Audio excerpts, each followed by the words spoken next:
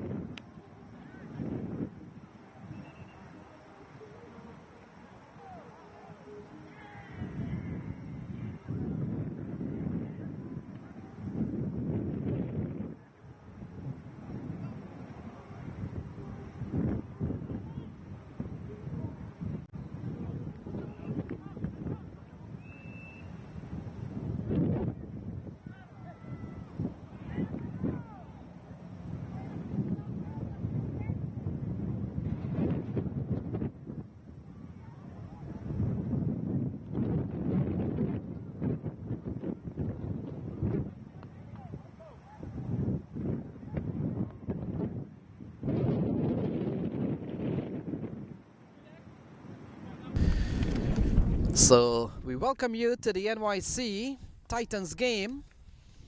With the news, NYC Titans is fielding, and that is because Manhattan Yorkers, led by manager Acharya, they have won the toss and they've elected to bat. Usual pair out in the middle. It looks like Danish Patel, and so we'll quickly get ready for a start. It looks like Viral Patel will be the bowler. He's been the new ball man for the Titans. And Danish Patel and Pranav Chattopadhyay. Welcome, Matt.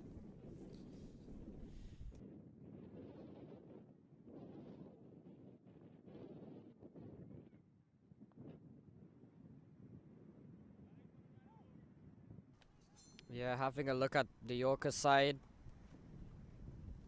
A very young team, as we've made mentions throughout this campaign.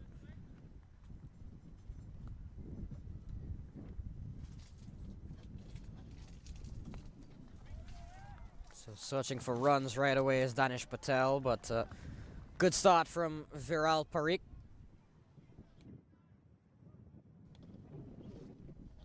You look at the NYC Titans lineup. Winless in their campaign so far. We saw a decent start from Alex Algu and Ryan Shun at the top of the order yesterday. Kwame Patton Jr. now the captain of the side.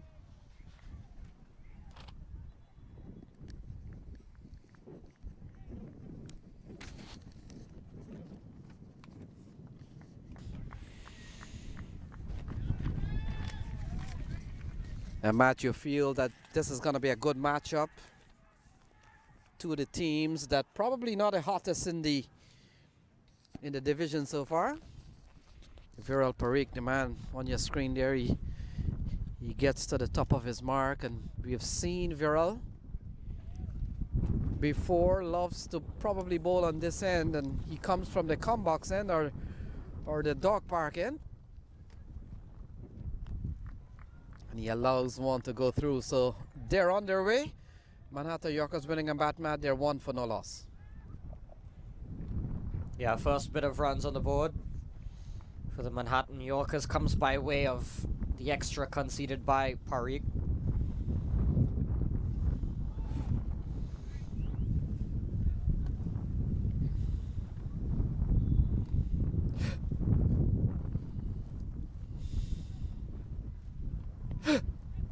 So ball into the offside, and things are on the way from the bat.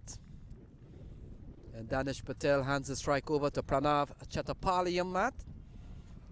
Good youngster. We talked about how young this team is. And I made the assessment, give this team 2-3 years from now, and they will be the team to beat if the core is stayed intact. Yeah, a lot of young talent on display from the Manhattan Yorkers. Just feel at times they maybe lack the experience, but again, as you mentioned, maybe a more long-term goal for the Yorkers. Keeping the core intact, and they are still very much capable of winning games as they are currently. We saw them defeat the Somerset Cavaliers on opening day. They'll be looking to get some points here on the board. They've struggled for results since that opening day victory. The New York City Titans are winless as well, so will be a good chance today for one of these teams to get some much needed points.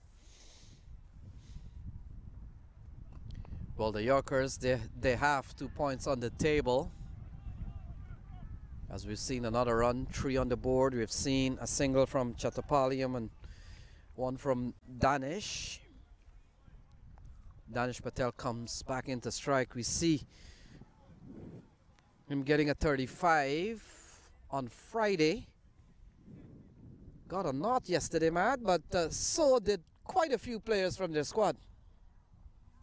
Yeah, it was certainly a day to forget for the Manhattan Yorkers.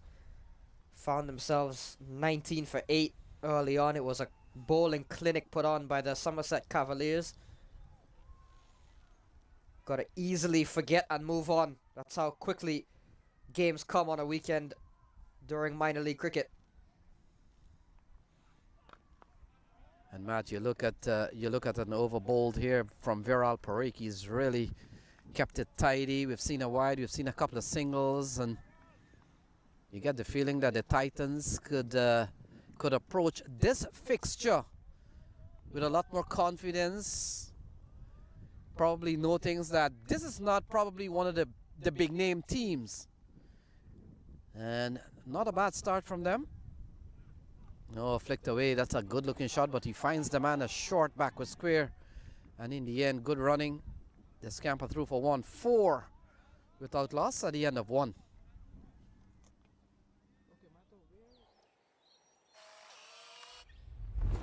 It's an impossible shot.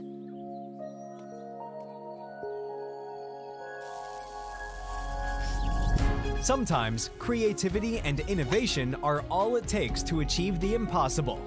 Yash Technologies, more than what you think. So 4 for no loss. Seen a good over from Viral Parikh, and just coming back to the fixture here, Matt. When you look at the Titans getting a chance to take on the Manhattan Yorkers, they fancy their chance to beat probably Manhattan Yorkers, New England Eagles, rather than the big three. Yeah, but you can never take anything for granted. We saw that on opening day, that victory that the Manhattan Yorkers got against the Cavaliers, the runners-up from last year, who many would have expected to knock off the Manhattan Yorkers. Wasn't the case.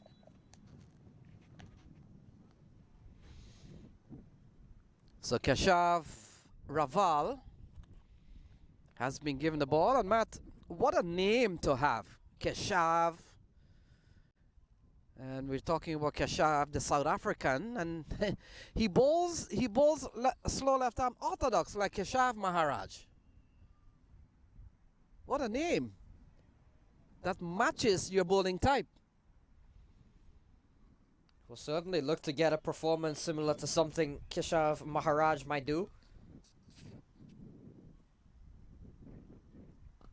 Oh, cracked into the offside, and look at that. No man will move except the fielder to retrieve the ball. And that's a sparkling shot from Danish Patel. That's 4. Yeah, lovely shot indeed from Danish Patel. Got some runs on Friday during that midweek encounter against the Philadelphians, 35.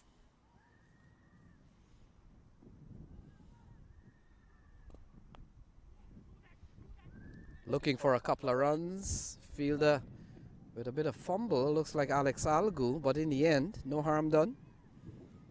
Always was going to be 1.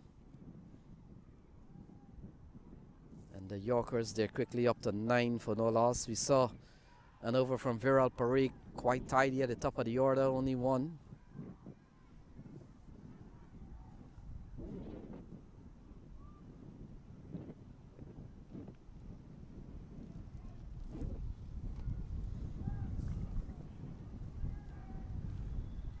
So windy conditions here at Mercer County Park.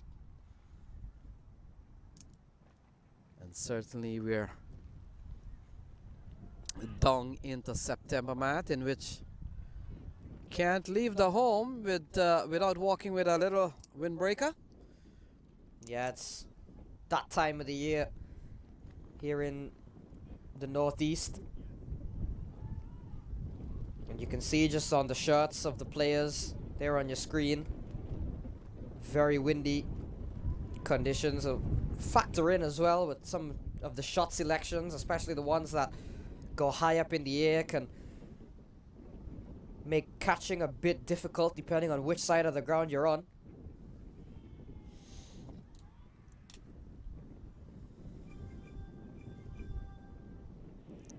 So trying to get to the pitch of the ball. We've seen apart from the format, a lovely shot through the offside from Keshav Raval. From Danish Patel, sorry, off the bowling of Keshav Raval. Yeah, there we go. We talked about Ross Taylor being in attendance, Matt. And we're told, and this is where the young players will love to hear this. They're scouting for top local talent, as plain and simple as that is. And the man with the grey windbreaker is one of the owners of the Seattle Orcas team, Matt. And you had a chance to have a little chat with both of them. Yeah, certainly a great pleasure to meet Ross Taylor. Grew up watching a lot of New Zealand cricket.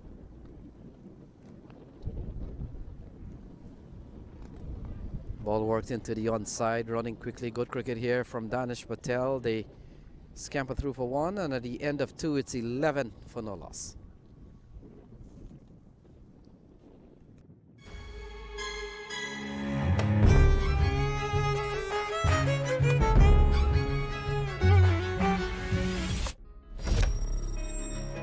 Even the best in the business needs a strategic partner to help them win. Yash Technologies, more than what you think. So Viral will continue.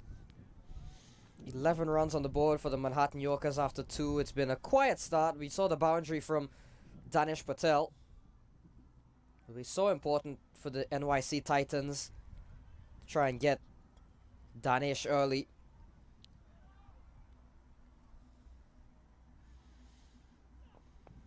Yeah, Matt, we talked about Danish Patel. He's such a talent that you'll be disappointed with the kind of returns that he comes up from time and again. The right-hander, he loves to go straight down the ground, mid-off, mid-on in the earlies. He loves to hit through the line of the ball, but we also talked about the conditions here at Mercer County. Probably not one of the best to really get those shots going as Chattapalian comes in to strike, the left-hander. And ball going down the leg side. We'll have to wait and see. Shorts of catch it, so whether or not it came off the bat, we'll wait and see. And it may have, so a couple of runs here for Chattapalian. Oh, here comes the late leg by signal from Ritesh Patel. And so a couple of extras here added to the scorecard. But you look at the combinations here of Danish Patel and Pranav Chattapalian. They've been at the top of the order for this Yorkers team all throughout the season. And you get the feeling that both have assessed the conditions here. This is their 5th match playing at Mercer County Park. And both Danish Patel and Pranav Chattapalian will be looking to get among the runs as time is running out in this series for them. Yeah, and Mercer County is probably one of the premier venues in New Jersey where Danish and Chattapalian are both based, so they would have played here many times outside of minor league cricket, just on a weekly basis or at least a couple of times every month or so.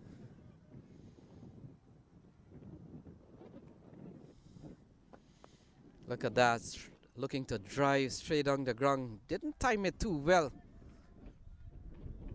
And this has been a very good over so far from Viral Parikh. We talked about how good Viral has been in the other couple of games.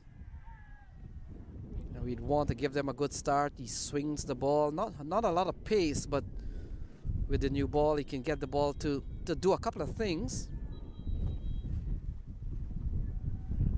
Going down the wrong line. And signal wide from umpire Ritesh Patel. That's been a major weakness, though, for Viral Parikh. We've seen throughout the games he tends to stray down the wrong line quite a bit, concedes a fair bit of wides. But once he's able to get himself on target, once he's able to really settle in, as you mentioned, has certainly been a major asset to this NYC Titans power play bowling unit. So ball worked into the onside. And Matt, the other thing about bowling from this end, you getting a chance to bowl into the wind a little bit. And a lot of swing bowlers will love the opportunity to use some drift, especially to the right-hander, to get the ball to start, maybe leg stump, and then head towards the slip. Chattapalian comes into strike, and he could negate whatever Viral Parikh is working on. Oh, trapped on the pad. And now that says umpire Ritesh Patel. So the third over comes to a close. Is 17 without loss.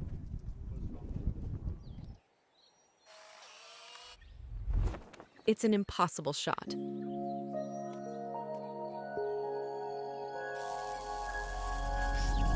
Sometimes creativity and innovation are all it takes to achieve the impossible.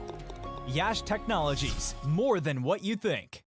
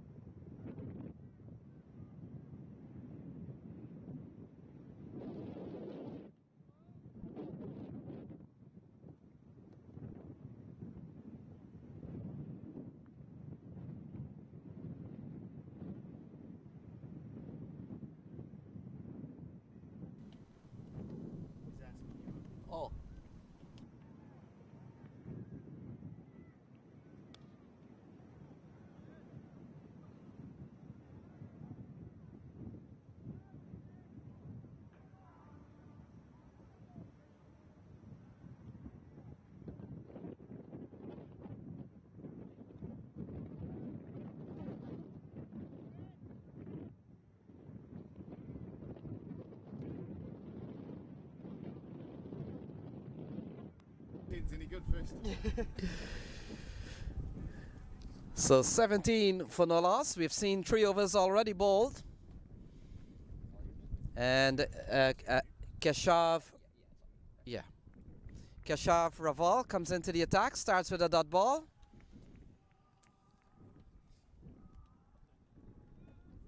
And things are on the way here. Manhattan Yorkers winning the toss, electing to bat. Things have gone well. 17 for no loss. We're in the 4th over. The leg spinner, left arm spinner. And we talked about all day long about the presence of a top international player. 112 tests, 236 one international, and 102 T20 international. Ladies and gentlemen, it's my privilege and pleasure to introduce the voice of Ross Taylor. Ross, welcome to Minor League Cricket.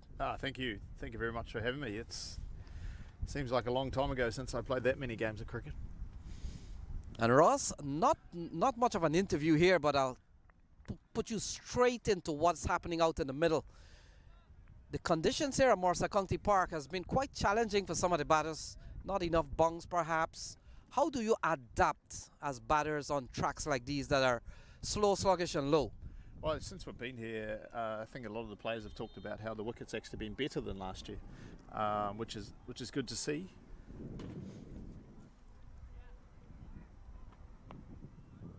But I think as a batter, obviously you've got to adjust conditions. Both teams today have won the toss and batted first, and you just got to acknowledge that some balls are going to stay low, and you're not going to feel, great the whole time. So I think the batters that have succeeded have obviously had a bit of power and have been able to put away the bad ball and use their brute force. But in terms of being able to rotate the strike, I think it is sort of a block bash type of a wicket. To go out there and, I guess, manipulate the strike. Yes, Ross, a couple of runs into the onside. You're right on that. We have seen a better approach from the batters in the second week of competitions here, and they've figured out that it's not necessarily looking for 8 and 9 runs and over. 140, 150 could be a target, but save that wicket. And I think that, as we're seeing, when you do have a very good death bowler, you need to keep your wickets in hand and I guess set the tone. But what I've been impressed with was the power that a lot of these teams have possessed. But then in saying that, you've got to earn the right to use that power and conserve your wickets, but still having that intent to rotate the strike in between. So 4 overs gone. Manhattan Yorkers winning the toss, batting first. They're 19 for no loss. Yeah, they break.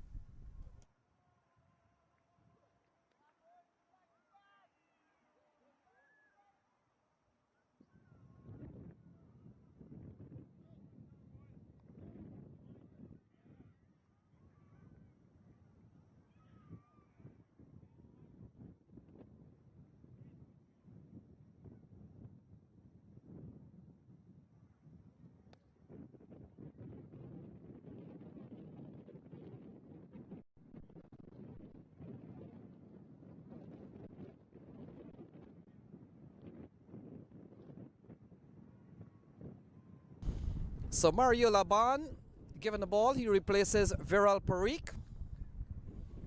And we'll come in here at 19 for none. We've seen a good start. We've seen the importance of retaining your wicket, not to get out. And so when you look at 19 for no loss, they've done a job pretty good for 4 overs. Here is Mario Laban, and he starts with the ball going down the leg side. Yeah, I mean, it's been interesting. I watched Mario bowl yesterday, and interesting with the tactics that the captains have used, because the wind has played a big factor here. But it's sometimes having your best bowlers bowl into the wind or having your best bowlers bowl downwind. It's been interesting how the captains have gone about that. But Mario's a big, strong lad. I'm sure this wind won't worry him too much. Yeah, one that has been a problem here in the last couple of years, ball keeping low. Yeah, I mean, the natural variation, but I think as the day has gone on, obviously moved over to the middle wicket. Always tough as a batter when you when balls can pop a little bit, but also stay low. But then you just have to be on your toes a little bit more, and obviously get forward and try and ride the bounce if it does go up. Oh, into the hands of the man, a short mid-wicket, and a good catch. Chattapalian goes, is 20 for 1. That was a fantastic catch. He's nice and close there at mid-wicket. Made it look easy. Low to his right. The bowling changes work. Mario coming on. Closes the face. Close in on mid-wicket. Makes it look nice and easy. First wicket goes down. Yeah, it's 20 for 1. We've seen the fall of Pranav Chattapalian. And Mario Laban, in just his second legal delivery, has taken out one of the youngsters who's played at the US under 19 level. And so the first wicket goes down, Ross. And for all our viewers, I'm talking to Ross Taylor. They know him well around the world. And Ross, how long you'll be staying in the region? Are you seeing a lot more local matches around here? Yeah, so this is my last game, unfortunately. I head to Seattle tonight. Got a few clinics, try and work with the under 15, under 19 Thunderbolts team. Obviously here in a Seattle Orcas capacity. We've got a few commitments for them, but then we, myself and Hemant, the CEO of Seattle Orcas, head to Los Angeles to watch 4 days of cricket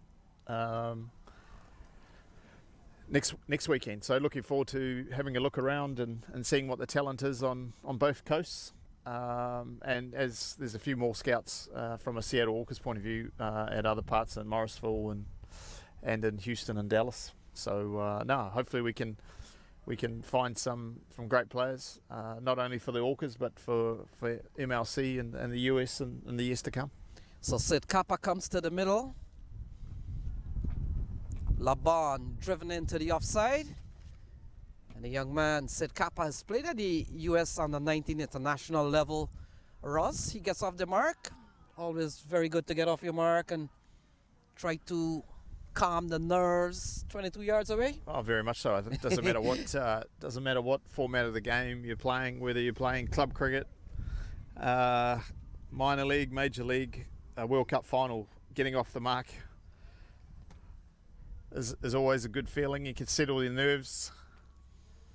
So Danish Patel comes into strike, and Ross, Danish Patel, this young man on tapping the wicket, he loves going straight. He has such good technique.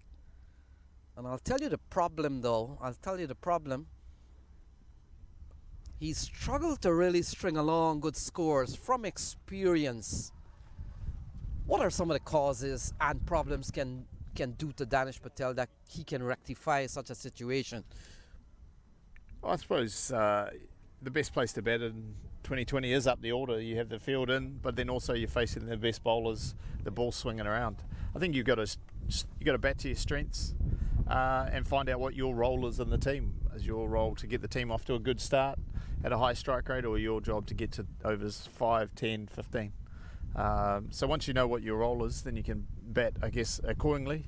But 2020 is about expressing yourself and having fun. So more often than not, playing some shots, trying to bat to your strengths, because once that left arm spinner was on before, I noticed that both players, the right hander, he didn't have a 45. There was only 2 on the leg side, and at no stage did he try and manipulate the field and maybe paddle it or hit to the leg side to try and bring a fielder from the offside across to have it in his favour, I guess. But the more you play these levels, the more experience you get, the better you get at that decision making.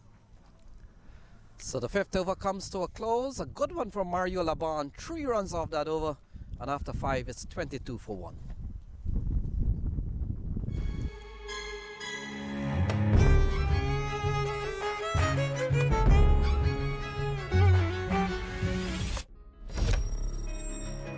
Even the best in the business needs a strategic partner to help them win. Yash Technologies, more than what you think.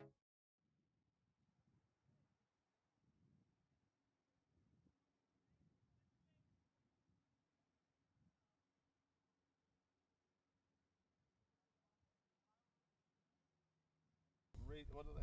Night Riders now. So we're back with the cricket 22 for 1, and we have got in the box for Ross Taylor. And Ross, it's CPL season, and you've enjoyed your time in the Caribbean in the past few years. Oh, very much so. I think, as we were talking off air, I think I haven't played for 2 teams. I played for everybody else. So it's hard to tell you which team I go for because I have to go for all the teams that I played with. So Raval will continue. The leg spinner starts well. In fact, it's a wide. And so a ball outside the off stump, 23 for 1. They've lost the wicket of Pranav Chattopadhyay off the bowling of Mario Laban for 3. And Sid Kappa has come to the middle, but he's the man watching as Patel on strike.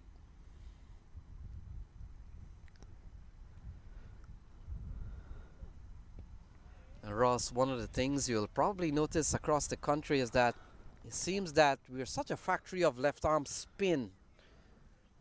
No, very much so. I guess we had 3 in our Seattle Orcas team. And, you know, a couple of them didn't even bowl. They weren't necessary, but I think it's become a fashionable thing to have left arm spinners. Almost the off spinner has sort of gone out of the game a little bit. Yeah, we'll feel by the man in the offside, save the run. But no, I think spin has become very prevalent in this game of 2020 cricket, but batters are starting to back themselves, especially during the middle stages. They're not just letting spinners settle, you know, backing themselves to put them under pressure and not afraid to hit the left arm spinner or the leggy for a couple of sixes during those middle stages, which obviously just getting a bit of momentum and continuing to get that strike rate up. So Sid Kappa comes into strike. He's been quiet so far. Look at that. Looking to loft this one over long off. And Ross not. And this is what I was talking about before. I mean, with the field we've got here, we've got a mid-on inside the ring. We've got a sort of a cow corner deep square, but no one from cow corner down to 45, where I think if he could just get inside and paddle this, then the skipper's going to have to, you know, move somebody across, and that's all batting's about, is trying to get the field that you want. So ball chopped into the offside, and I talked about left arm spin. When you look at the US national team, you've got Ken Jige, you've got Harmeet Singh, and Ali Sheikh not even finding the side. So I talked about left arm spin as being one of our national strength, and we've seen so much left arm spin in this tournament in minor league, and they're all very good.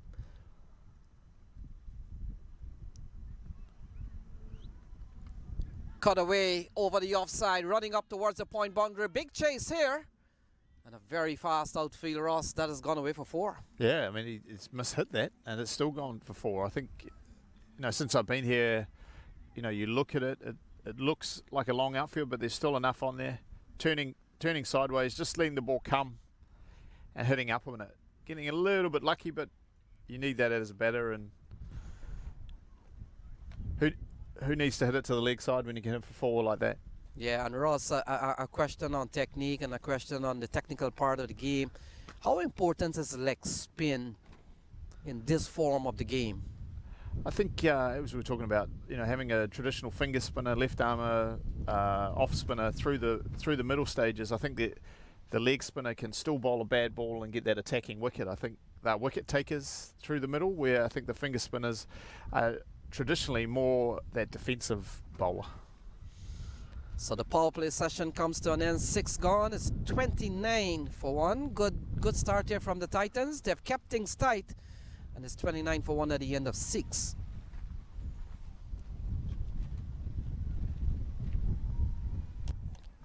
One more.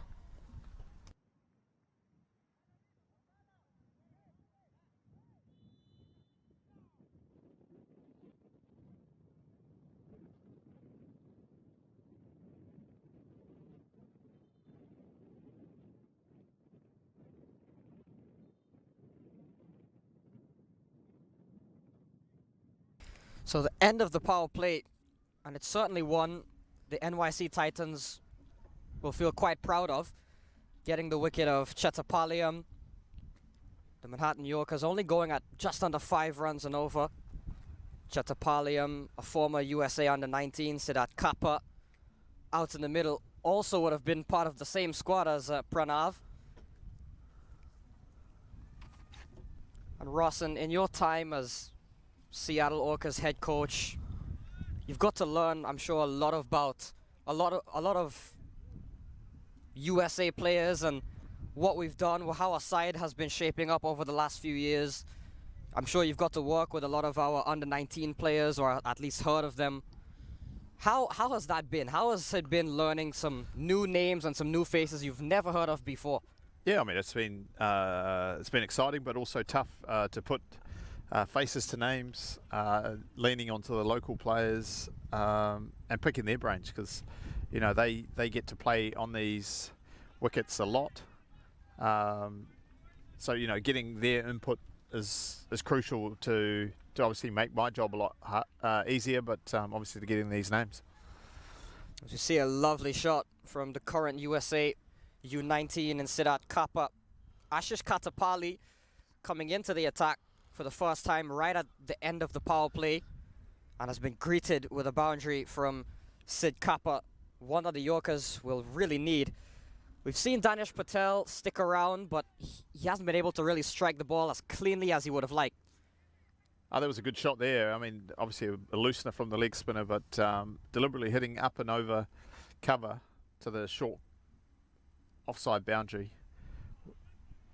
With that ball similar, just a little bit fuller, which gave the bowler a little bit more time. We see Katapali coming in, the wrist spinner, right at the end of the power play. It's something that is just the norm in T20 cricket. We see always bring on the wrist spinners right at the end of the power play. Is there a specific reason as to why we rarely see wrist spinners operate in the first 6? I think it's probably the pace they bowl and their margin for error that they don't have, where traditionally the easiest time to bowl, the 2 easiest overs to bowl in 2020 cricket is the first, over 1 and over 7. So captains quite often, if you've got a part-timer or someone that you want to utilise, if you only have 5 bowlers and you just want to have that 1 over up your sleeve, if one of your bowlers starts going, is to bowl the 7th over. So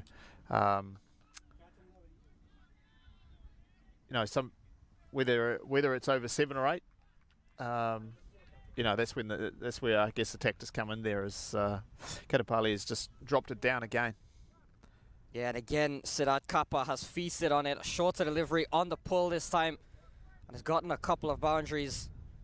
One that, a big over this for the Manhattan Yorkers, one that they'll really need, and it's good to see the ball seemingly coming off the middle of the blade from Sid Kappa. Has not been the best of starts for Katapali. He's gone for 10 in 4 balls. It was definitely needed. I think, they didn't lose those wickets, but they're still stifling a little bit of momentum after that 6 overs. So, as we saw in the last game, 140 was a competitive total, but still not enough. So we'll have to see what score they think is going to be good. Manhattan Yorkers. Good way to finish. So he's managed to close out the over quite nicely, but still 10 runs from it. A big over for the Yorkers, and some good shots played by Siddharth Kappa early on. It's 39 for 1 after 7.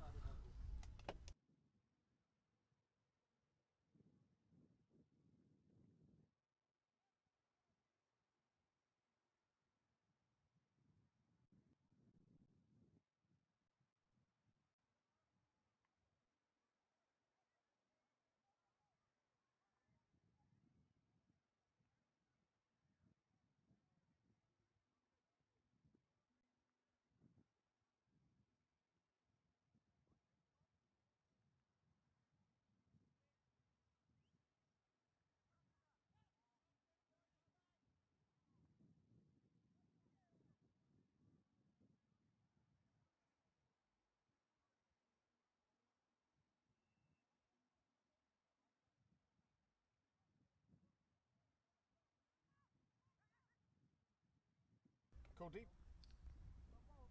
So 39 for 1 after 7. We saw a much needed 10-run over for the Manhattan Yorkers. And in this age of franchise cricket, we saw the Manhattan Yorkers bundled out for 71 just yesterday, have now got to come back and totally regroup. And so is the life of franchise cricket these days. Even if you get an unfavorable result, you've got to quickly move on, go on to the next. Well, I think obviously during their team talks, they've talked about keeping wickets in hand, and they were chasing a few yesterday, and that can happen, but they haven't let it, I guess, get to them. They've definitely come out here with a plan, but as we know with 2020 cricket, keeping wickets in hand's good, but when are they going to pull the trigger and feel like they want to get that score up over 120, 140, which I think is going to have to be par on a wearing wicket.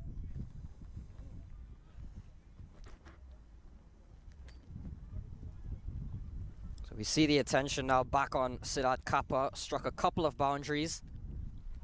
Another player who would know these conditions quite well, plays a lot of his cricket in the New Jersey area. A lot of these Manhattan Yorkers players come out of the same cricket academy, the Crick Max Academy that is based here in New Jersey. A lot of these players come from there. Interesting. Zaman's just bowling it wide here, having a short leg side boundary with the wind going in that direction too. Is it having two right-handers? Are they going to try and target this shorter boundary and boundary with the wind, knowing that it's a lot tougher hitting it towards the leg side of the next over? Cut away, but again, can't find the gap. So good stuff this from Rawal Zaman. You could see his plan. He's made it quite evident. Siddharth Kappa has not been able to get away. Again, you head into these tricky middle overs of T20 cricket where you can get as good of a start in the first 6 and then completely die away throughout the middle.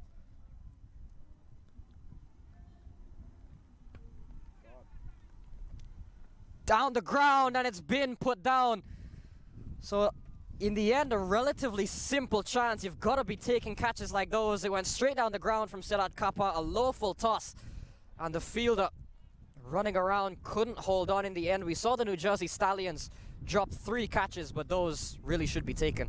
Yeah, the first time that he's sort of tried to bowl at the stumps, mishit the slower ball, but at this level, he should be taking those catches. In the air again, teasing the fielders. So a couple of hiccups in that over from the Yorkers batters, some anxious moments, but in the end, just 2 runs from it. A decent over still from Rawal Zaman. He felt he should have had a wicket though. It's 41 for 1 after 8.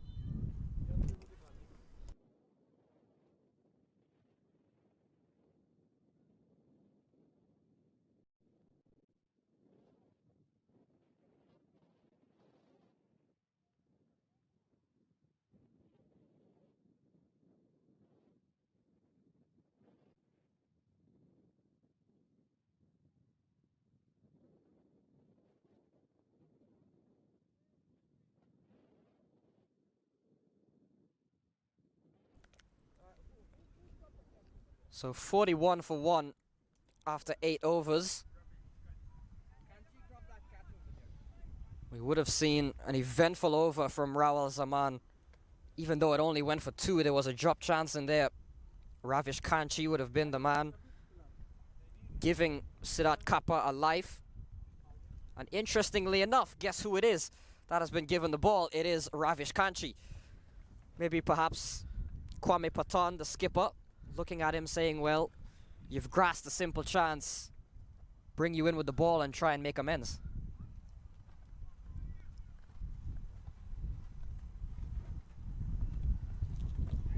Has been greeted, fielder there, and again another chance going into the hands of Zaman has been put down. It was a shorter delivery, a drag down, and Kappa, he's been strong on the pull today, looking to do the same. Picked out Rawal Zaman, but another chance gonna begging for the Titans. Well, it's bowlers exchanging drop catches at the moment. That was a tougher catch though. Dropping it short, but as we talked about before, into the wind, just slowing down a touch. That was a good observation there you made, Ross. It would have been Ravish Kantri dropping the chance off of Zaman, and now Zaman doing the same to Ravish Kantri. It's an important stage of the game here, and you know they've got plenty of wickets in hand. So you know who's going to start pulling the trigger? Is it Kappa or Patel? Again, off the back foot is Siddharth Kappa.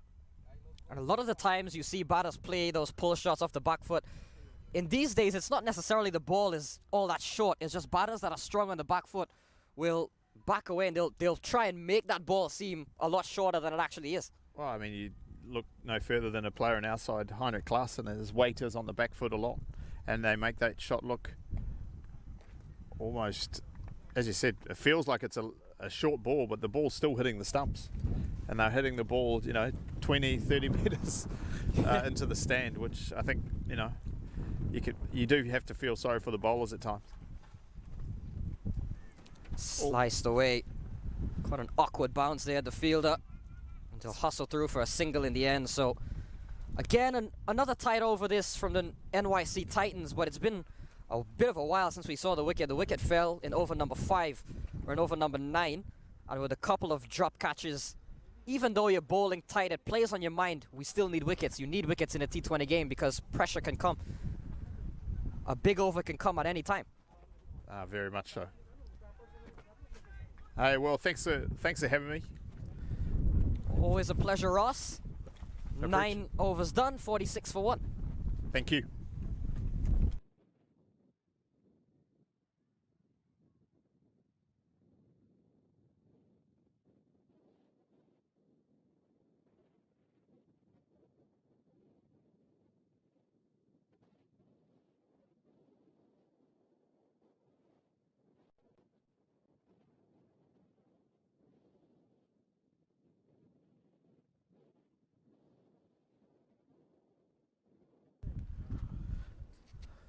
So 9 gone, 46 for 1. You've just listening to the voice of Ross Taylor, who stopped by the box mat.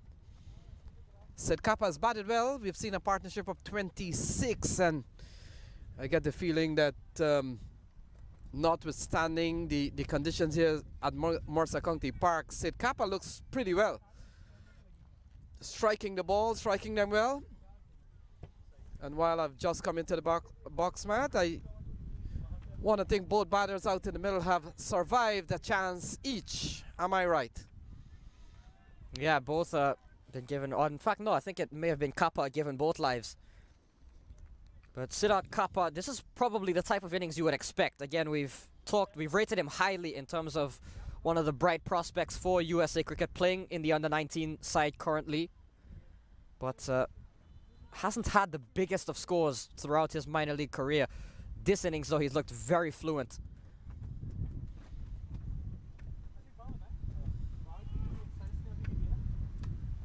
Rawal Zaman outside the off stump.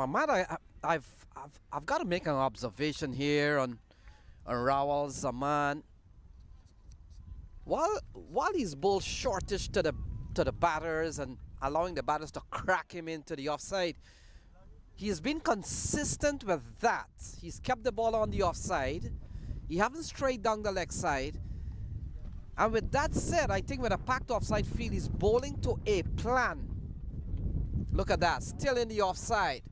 It's up to the batter to play one of those big shots, which we've seen from Sid Kappa. But Rawal Zaman has kept it on one side of the pitch. The 50 comes up, and it comes in the 10th over. Sid Kappa picks up a couple of runs. Yeah, absolutely. And a lot of the times you look at T20 cricket bowling, you know, you always hear that it's probably a good thing for bowlers to mix it up at times. It's, you know, the way the game is played, but consistency will never hurt. And Rawal Zaman has certainly been consistent in his line so far, as we see him pull out of the delivery. And if it ain't broke, don't fix it, because the batters haven't been able to get him away. He hasn't conceded any boundaries. And the one ball he probably did angle into the stumps It was hit down the ground and wasn't offered a chance that Ravish Kanchi had put down. Yeah, and I'll tell you what. You'll understand when as a youngster growing up, look at that. Cut into the offside. He's giving a lot of work to be done to the offside fielders, but nothing wrong with that. That's where they're placed most. That's the pack side of the cricket pitch. And you look at this over, we've seen single, 2 and 2. You've got to say Rawal Zaman has kept the boundary not scoring. And look at that, another fielder goes on to the offside. And so this is a big trust from Kwame Patan Jr., who depends on Rawal Zaman to bowl the ball into the offside. More enforcement on the offside. Let's see where he goes. This has been good. This has been good from Rawal Zaman. Concede a couple more here, but you'll take 8 runs in the over with 1 ball still to come. Yeah, but it's also been good from Siddharth Kappa, who understands the plan is from Rawal Zaman, and he's still, even with all those enforcements into the offside, he's managed to find 3 twos through the offside. He's been able to pick the gaps and run between the wickets very nicely. So I think 8 runs from this over was still a ball to go. As good as it's been in terms of a bowling perspective from Zaman, from a run scoring perspective, it's been all Siddharth Kappa. Wow, very good control. I'm impressed with Rawal Zaman control in this over. Everything on the offside. 10 gone, 54 for 1.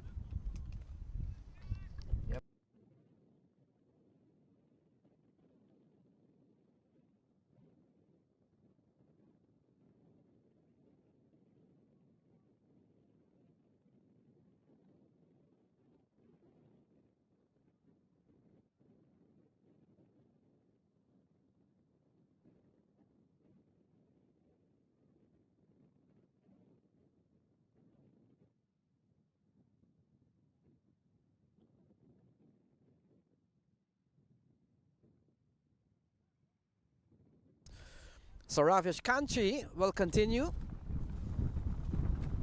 And will come into bowl to Danish Patel. Both Danish Patel, Matt, and Sid Kappa's really batted well. I'm impressed from what I've seen. And we talked about the previous over.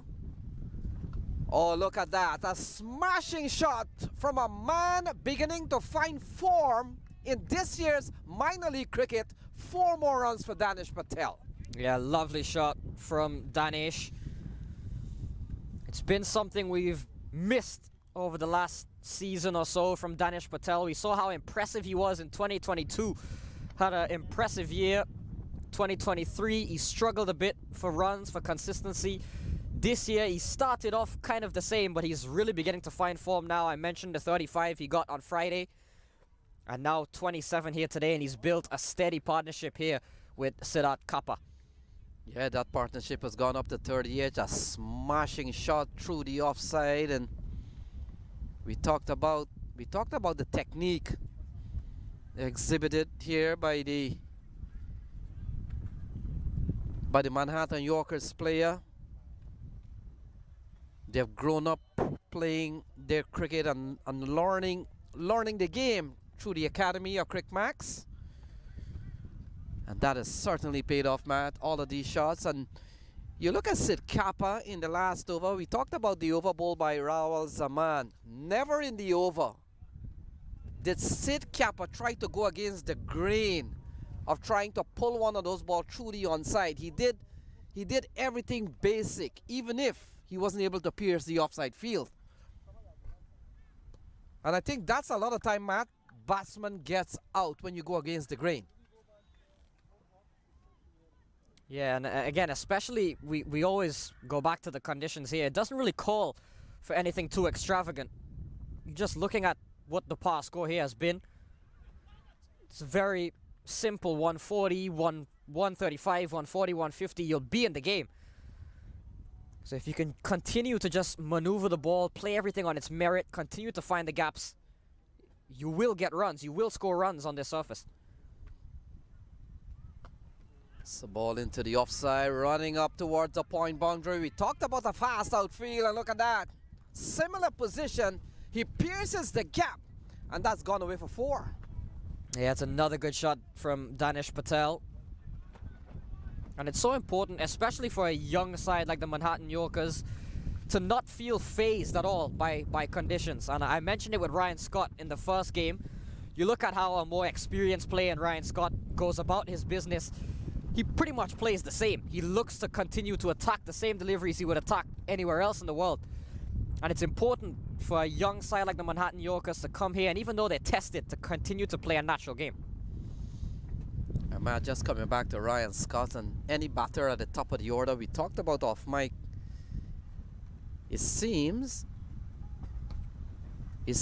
you have a defined target at the top 5, at the start of the first 5, and the back 5. There's a defined target. You want them to get 10, 8, take advantage of the power play.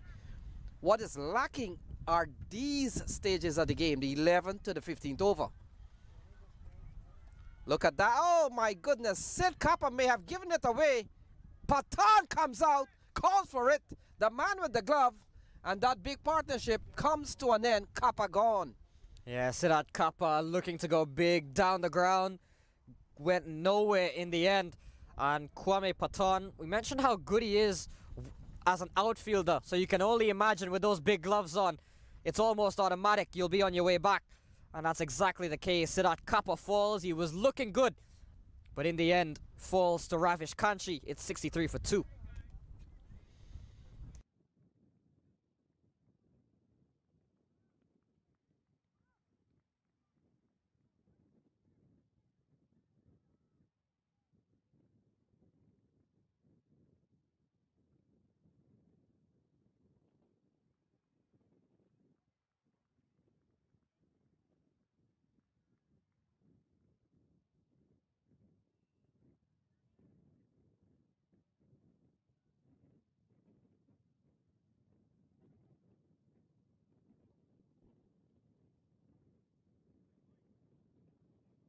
So Yasir Mohammed comes in at number 4 for the Manhattan Yorkers. And Yasir Mohammed, I like what the Manhattan Yorkers have done here with Yasir Mohammed. I feel like a lot of times his batting talent seems to get hidden a lot of the times on a lot of the teams and franchises that he's been with.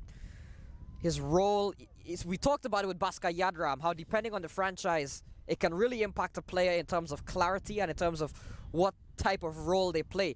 And Yasir Mohammed is one, we know how good of a leg spinner he is, but in terms of his batting, I feel it's an underused quality of his game for a lot of the times. He's made the move to the Manhattan Yorkers this season, and he's been pretty much set at that number 4, number 5 spot. And I think it's exactly what Yasir Mohammed needs to really develop himself as an all-rounder. Yeah, there's been so much chopping and changing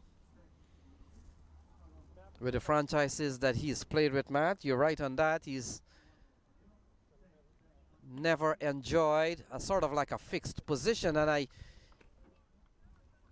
could imagine what that does to your, first of all, your confidence, your approach, and everything else. To know that you've come to the park and you're not too sure what number you're going in today, it makes a big difference. Yeah, you're right on that. We made mention of Bhaskar Yadram. We saw the first year when he played with the Empire State Titans. Such a powerful batting lineup.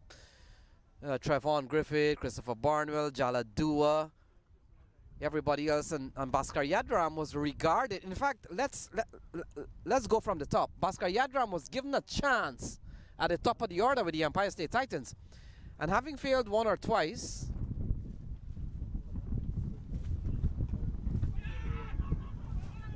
a chance of a run out, but in the end, no run taken. But just coming back to Bhaskar Yadram, and when he was tried towards the middle, towards the end, that's where he fitted in for the Empire State Titans in 2021. When he went to 2022 at Manhattan Yorkers, they used him almost as a finisher. He comes back to the Philadelphians in this year, and we have seen some very good knocks between him and Jonathan Fu at 5. And I want to think that Bhaskar Yadram will own that number 5 spot at the Philadelphians. Having proven that he can make runs and he can do whatever you want me to do, I can repair the innings and then beat it towards the end. Yeah, and I think Yasir Mohammed will go through a similar thing here with the Yorkers, and we've seen Yasir get off to a couple of starts. He got a 25 against the Philadelphians, as some not so stellar fielding here has allowed some free runs to the Manhattan Yorkers, 4 of them in fact to Yasir Mohammed. So he gets off the mark in some style. Yeah, lovely shot from Yasir Mohammed. He's picked up 4. He's used up 3 balls. They're batting a 68 for 2. And by no means this is a runaway score. The Yorker, the Titans, they've bowled well, man. They've kept the run rate at about 6 and over. You can't complain much. And they badly need a win just to gain some morale.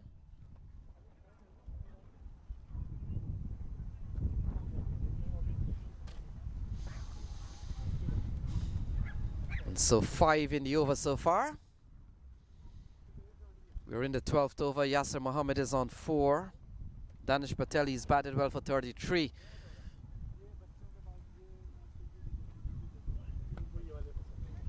Ball into the offside, can't score, so that will complete the 12th over. So 12 gone is 68 for 2.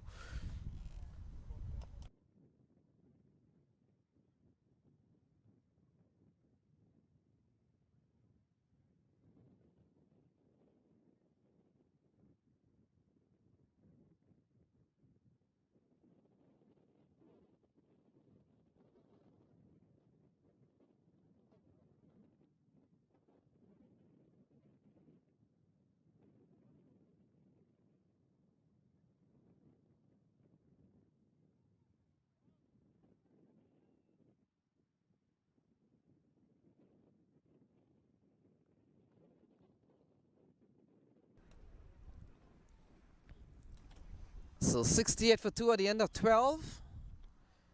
Going over just about 5.6 and over, Matt. And we talked about so many academy kids in the New Jersey area. They've found themselves predominantly in the Yorkers lineup. Others spread across some of the other franchises because of the under 21, under 19 rule. Wide is the call as Laban starts the 13, but there's another player that that played with all these boys from time to time, played top class cricket for a while at that age. Izzy Jaggernaut, and he hasn't been picked up by any of the franchise. Quite a disappointment, but Izzy Jaggernaut himself has been for the years, Matt, playing with all these players we made mention of, the likes of Yasir, Sid Kappa, Kangura, and all these players in the New Jersey area. Yeah, would have had a stint as well with the Manhattan Yorkers.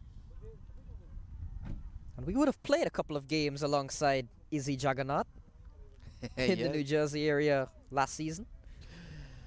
Yeah, we played for indoor friendly matches on Saturday. We look forward for that at Watsessing Park. Yeah, those were a fun season. It might have been what, 2021 I would say.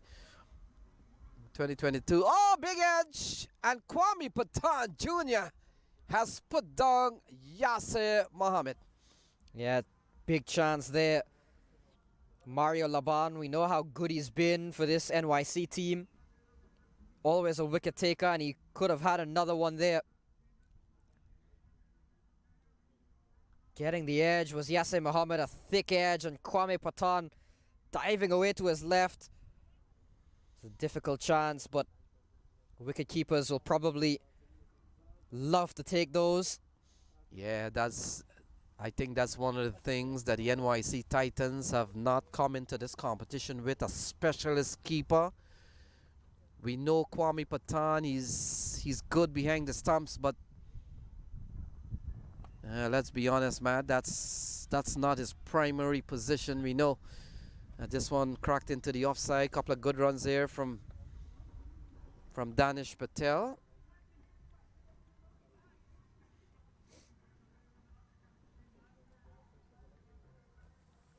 So 73 for 2. And we talked about Kwame Patan, Matt. And I'm gonna ask you a question here. He's put down one. It's not easy being a wicket keeper. And he's the captain of the team, so much responsibility on him. But are you better off? Goes through to the keeper. Are you better off? Oh, he's been given. So that's the end of Danish Patel caught behind of the bowling of Mario Laban. And so not well, in fact, he didn't put down Yasser Mohammed. So 73 for 3. A wicket falls there. Laban picks up another one. Yeah, Mario Laban gets the wicket. He's frustrated as Danish Patel as you see him trudging off. Up went the finger. And Mario Laban has his second wicket. Danish Patel goes for 36.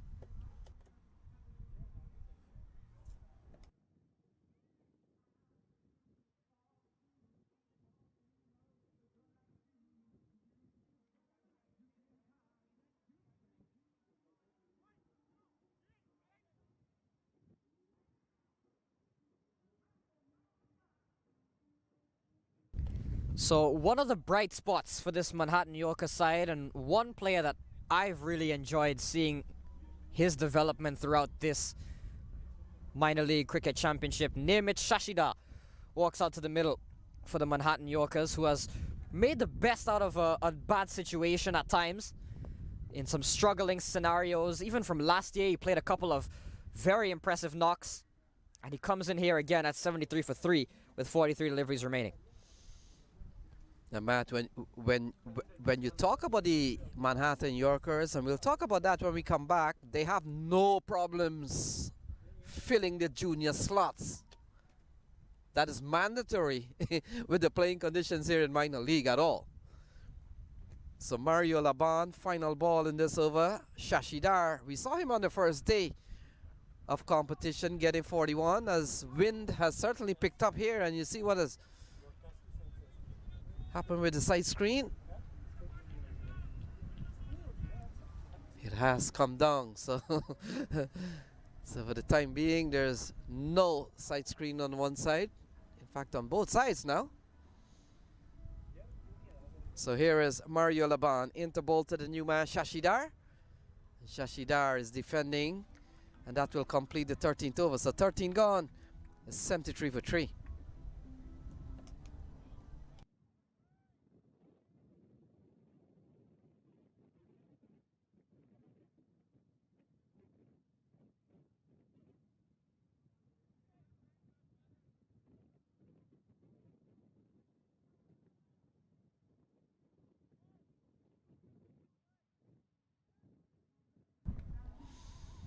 So we've got a last ball remaining. Shashidar on strike. Yasser Mohammed on 5. The batters out. Danish, Pranav, Siddharth.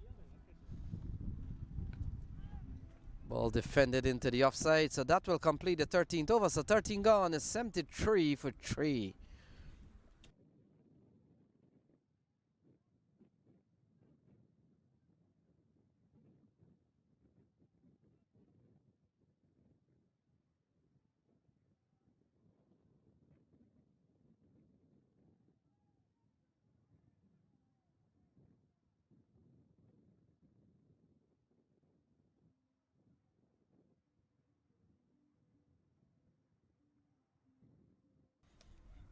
So 13 overs gone, 73 for 3. It looks like Ryan Shun. Is that no? Wait and see. It looks like Kashav comes back into the attack, Matt. And Matt, when you look at this Manhattan Yorkers team, no problems at all fulfilling the stipulations that what age group you should play? Yeah, certainly the requirements, 1 under 21, 1 under 19 can be... Well, hold on. Go back again. One what? 1 under 21, 1 Got under a lot 19. of that here. Got a few here. It could certainly be maybe difficult for some teams.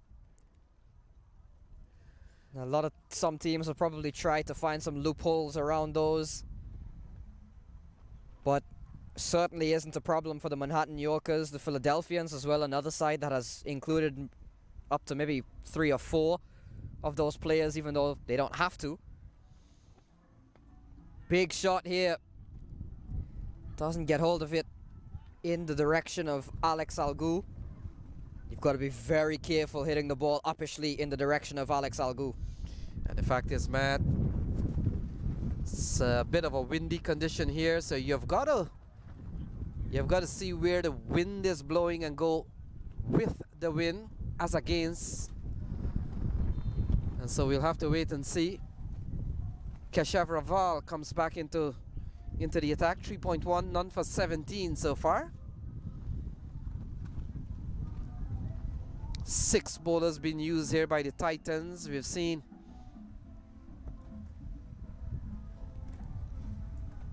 the faith invested in only 6 bowlers. We haven't seen Ryan Shun, who bowled a little bit. Kwame Patan himself did some bowling.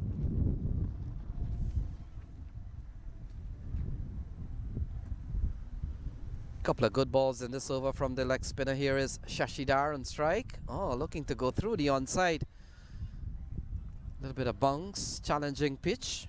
74 for 3, 39 balls remaining.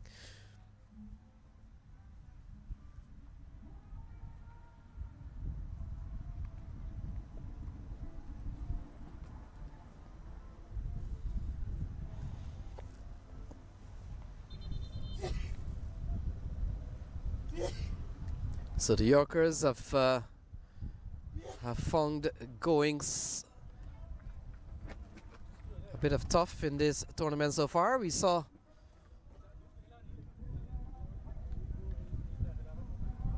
them playing the Stallions twice.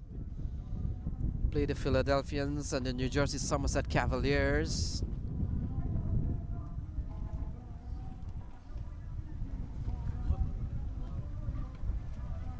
Ball cut into the offside. Easy single here for Shashidar, Matt. We saw them winning against the Stallions. They've played Stallion twice, losing once and winning one. And they've lost to the Philadelphians. We lost to the Philadelphians, and we saw a blowout yesterday against the Somerset Cavaliers.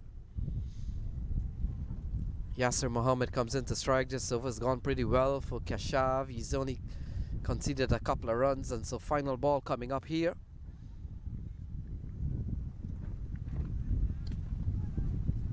Into the onside. Viral Parikh is giving chase, and that will complete a very good over from Keshav Raval.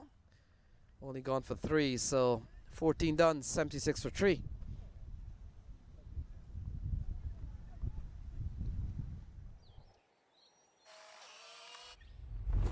It's an impossible shot.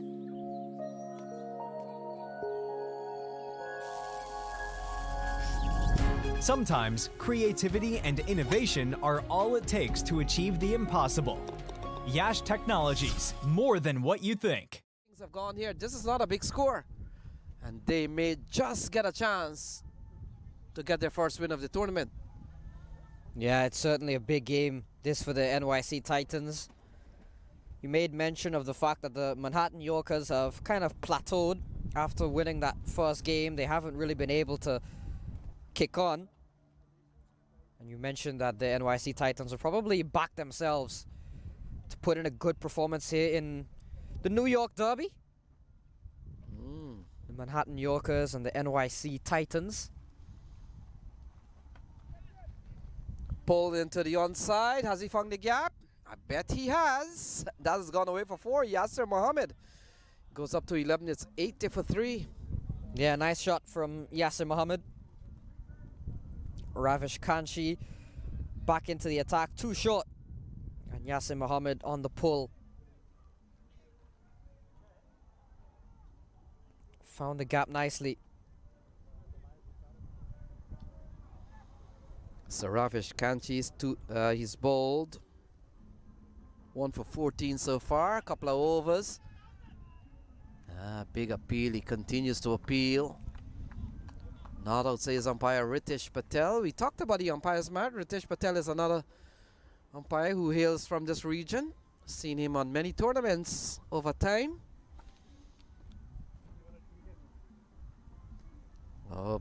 Big swing and a miss here from Yasser Mohammed, and this could be 2 byes, I'm pretty sure. Let's see. Ritesh Patel walks across to the square and signals a couple of wide. Matt, we talked about in the age of the review system and the referral system process, and we talked about,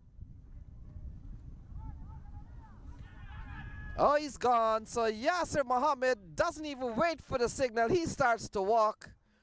And so Ravish Kanchi comes up with a wicket. It's 82 for 4. And staring at the toe end of the bat as he walks off is Yasser Mohammed, looking for a big swing. And in the end, just getting the edge. Through it went to Kwame Patan.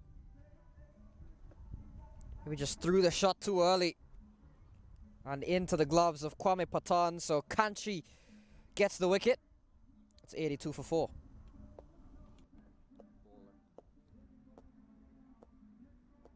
Oh. Do you...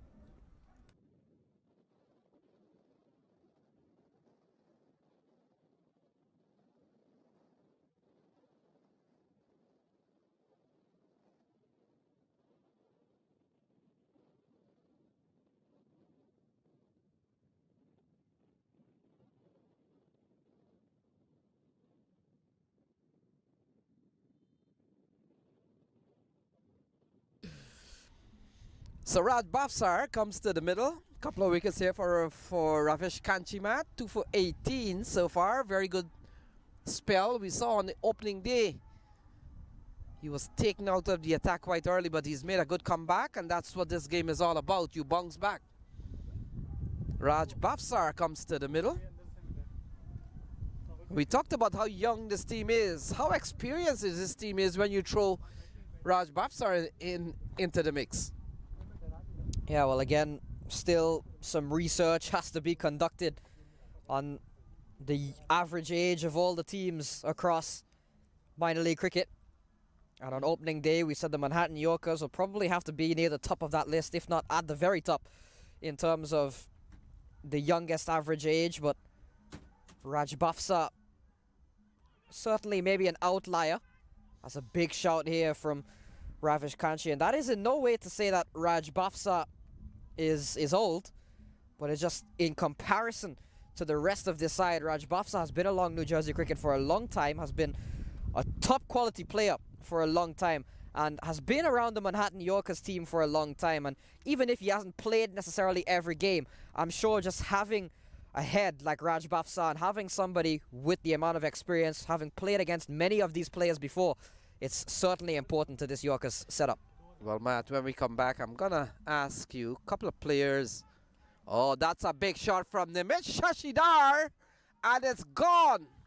It's gone upstairs, gone for 6. Yeah, lovely shot from Nimit Shashidhar. Another man who you feel will be very crucial over the next 30 balls. A slug sweep from Shashidhar goes all the way for 6. And he's had a pretty successful season so far. It's 89 for 4 after 15.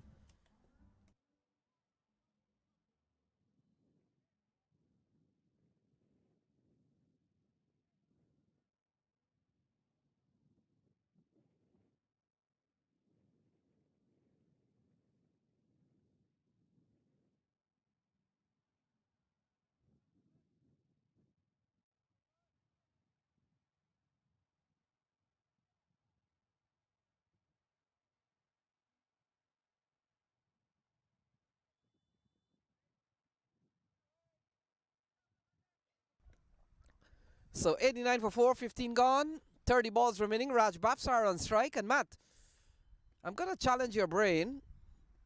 And Raj Bafsar is out in the middle. We've seen Raj Bafsar many times in New York. He's been around long enough. He's very experienced. We've seen him play. There's another player. I'm going to challenge your brain now that have been around. We've seen in New York so many times. Continues to still play, and I'm surprised. He's not part of any of the teams this year, but was a part last year. As we see a single here off the bat of Raj Bafsar, Viral Parikh comes into the bowling attack. But there's another player, and I'll give you a bit of clue. He played for the Empire State Titans last year, but he's not in minor league this year. Who is that fella that played with all these boys out there? Raj Bafsar and all of these youngsters, comes from the New Jersey area. We've seen him so many times. Who is that man? Sawan Patel. Sawan Patel. That's another player that has been around New Jersey cricket, New York cricket for some time. Quality player, Sawan Patel. And the fact is, because they've started so early in their career, oh, that's a lovely drive through the offside. And they'll pick up a couple of runs. That shot worth 4. Lovely shot. Yeah, lovely shot from Shashidar. I've got a name. Bhaskar Yadram. Bhaskar Yadram, for all that we talk about Bhaskar Yadram and for all the cricket that he's played, Yadram is probably only maybe about 23, 24 years old. He was the under 21 player for that Empire State Titans team. We traveled with them a lot, and Bhaskar Yadram was the under 21 player. That was only 3 years ago. So still very young is Bhaskar Yadram, but he's just played so many cricket. Into the offside. Lovely shot here from Shashidar. And Matt, you picked out a fella, Shashidar, as being one of your like to see batsman. I think he's lived up to the billing so far. Some sparkling shot as Raj Bafsar comes back into strike. We've got 23 balls remaining, 4 off this over from Viral Patel. And this game comes down to with a projected score of 125. You get the feeling that the Titans could be in for a chance. Going down the leg side, Kwame Patan does well. We talked about how Kwame Patan is by no means a specialist keeper. As a single from Raj Bafsar takes him up to 2. It's 94 for 4, but he did well to save the ball. Yes, and just coming back to the Raj Bafsars and the Sawan Patels and the Bhaskar Yadram, they're just about under 25 still, or just about there. Well, Raj Bafsar might be a little bit over 25. But the fact is, because they have started their career so young and they've been around so long, that you don't think how old they are. Viral Parikh. Oh, ball goes through to Kwame Patan Jr. 25 balls still to be bowled.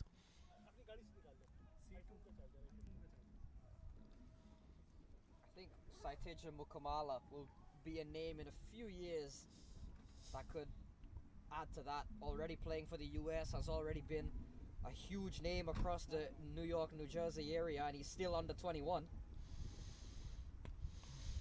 Driven into the offside, and that will complete the 16th over. So the 16th over gone, 95 for 4.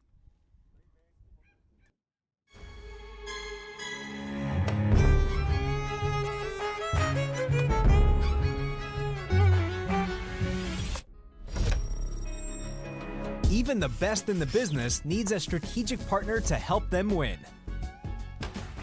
Yash Technologies, more than what you think.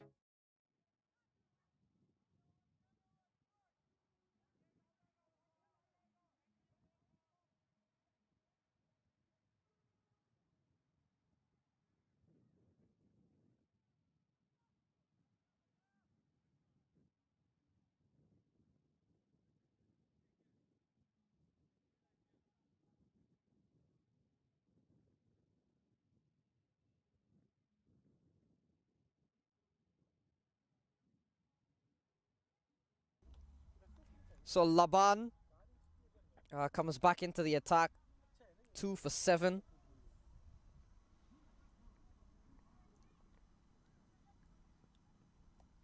Oh, cut away into the offside, and we come down to the last 23 balls now. Mario Laban, Matt, has been tidy wherever he bowls. First saw him at the APL out in Yogi Berra Park in New Jersey, a tournament that was held in the stadium. And that's the first time I saw Mario Laban, and sometimes you're shocked that you've been around so much cricket and you'll see a player for the first time right in your neighborhood. And that's the first time I saw Mario Laban. He represented a team called Pack Premium. Right? At the Yuga Beer Stadium up in New Jersey, right in this state. Raj Bafsar comes in to strike. And ball cut away into the offside. Algu has some work. He gets around quick to the ball. And only a single off the bowling of Raj Bafsar. So 22 balls remaining, Matt. A run a ball will give them what? Just about 117, around that area, 119. But you want to think that 130, 140 could be a par score here. Second week of minor league at Mercer County Park. The left and right combination is giving Brian Kane a lot of work. Oh, up and over into the offside. Fielder comes in. And they come back for a couple of runs. I always like when you play the ball into the deep areas to come back for two. Good running. Yeah, and it'll have to be. With 21 deliveries to go, you always feel this is desperation time when it comes to running. Because especially when the boundaries have been a bit tough to come by, you've got to keep runs flowing somehow, and twos are a sneaky good way of doing so. If you get 6 twos in and over, that's 12 runs. Big shot attempted here from Shashidar. Fielder underneath takes the catch quite easily in the end. Viral Parikh makes no mistake. So Mario Laban picks up a third wicket. How good has he been? Not only today, but throughout the season for the NYC Titans. He grabs a third, and Shashidar falls. Yes, Matt, you're right on that. We talked with Ross Taylor, who was on comms not too long ago. Look at that, a good catch from Viral Parikh. Catching hasn't been easy here. And earlier on, we talked with Ross Taylor as he did a few overs. And when I was on comm with him, I introduced Mario Laban, and he told me he's already seen this this man already yesterday.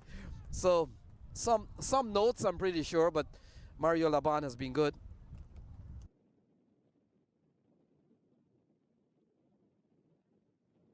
Problem. So some windy conditions here, as you can see in the background. Look, the covers uncontrollable by several men trying to probably get a fold up today, but that may not happen today. It looks like one of those hot balloons just landed, Matt, and you got to fold up the parts for the next run. Certainly some struggles there. And a bit of sloppy fielding there will allow the single. And you mentioned Mario Laban. 100 comes up for the Manhattan Yorkers in the 16.5 overs. The 100 comes up. You mentioned Ross Taylor, who of course here on a scouting mission all the way across the country from Seattle. I'm sure Mario Laban is somebody that would certainly raise some eyebrows for those visiting or for those scouting. And Matt, one of the things very pleasing to me when I heard that Ross Taylor, I'll tell you why. Oh, lofted into the onside. Work here for the fielder. We'll have to double check that, but this come back for a couple of runs. And we'll wait and see. So 17 over completed. It's 102 for 5.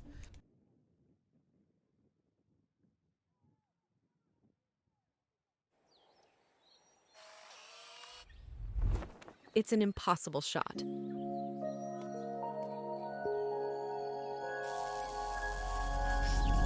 Sometimes creativity and innovation are all it takes to achieve the impossible. Yash Technologies, more than what you think. Yeah, very good fielding from Ashish Katapali. Keep that one in play.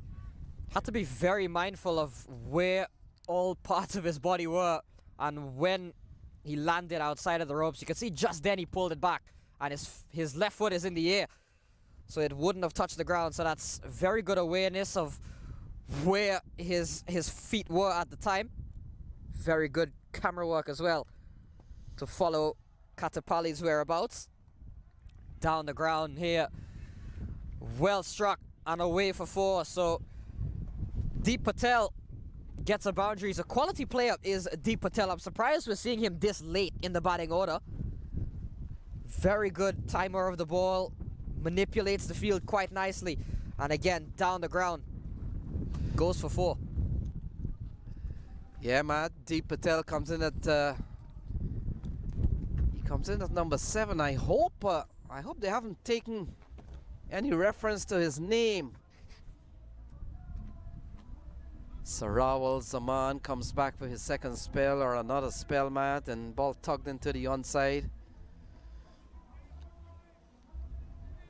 But Matt, just coming back to the Seattle Orcas expedition to Mercer County Park. They've been here for the last couple of days, and one of the encouraging thing that I heard one of the owners said quite clearly is that they've come here to scout for local talent, nothing else, not even a big star.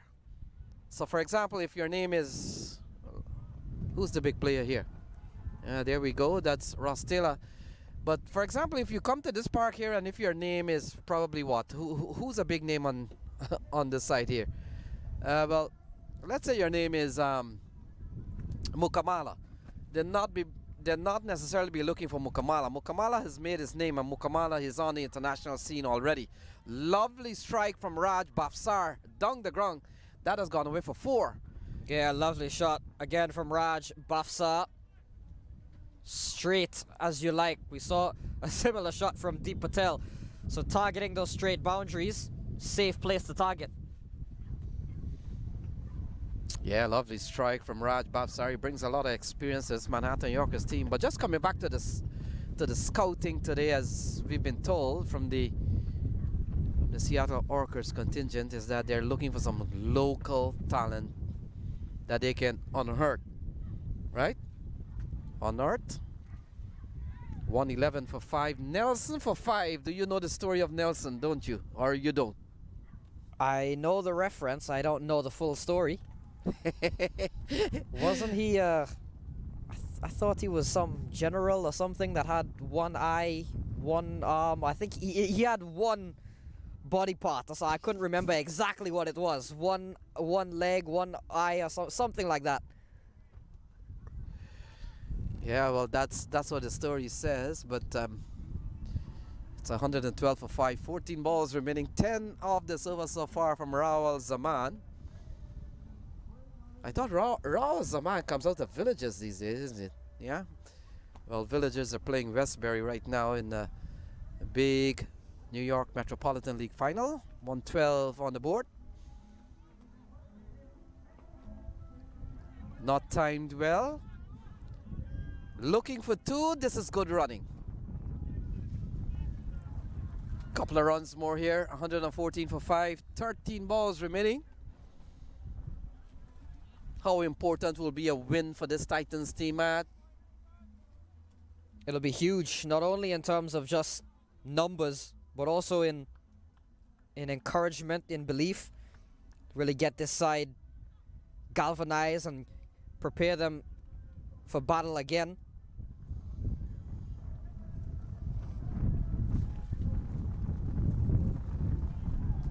So the 18th over comes to a close. It's 114 for 5, 12 balls remaining, 114 for 5.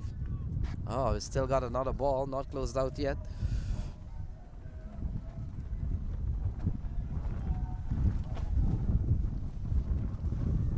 So we talked about the umpire Brian Kane, and we also talked about umpire Brian Kane looking as one CPL umpire on the circuit there, man from Jamaica. High in the air, fielder comes in.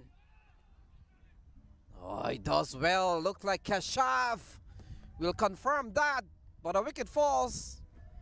And this time it's Deep who has to go 115 for 6. Yeah, well judged catch in the end. For a second, it looked a bit anxious. He didn't look too settled. But as it came down, he got himself and he held on in the end. So, well taken catch in the end. Deep Patel comes and goes for a quick 8. As we see, looking to go big. Can't blame him with just 13 balls to go. But he ends up falling.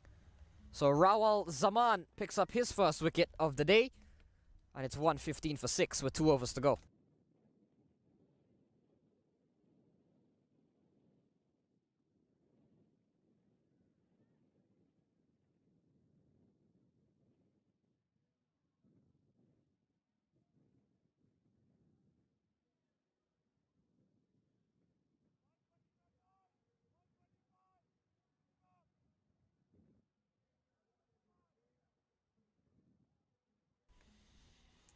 So the captain, manager Charya, he comes in, but look at manager Charya, braced on his bat, all relaxed. For now, he has nothing to do. Raj Bafsar on strike. And Matt, and you talked about the rule, the new rule, that the new batter has to be on strike. Not for manager Charya, at least not in this case. Well, that was because there was a wicket off the last ball and things changes over.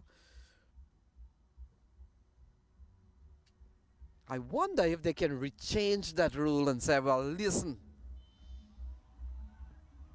Oh, into the onside. No matter when you come in, you have to face. Oh dear. Deary me. Poor misfield has allowed 4 runs to Raj Bafsar, which should have only ended up being 1.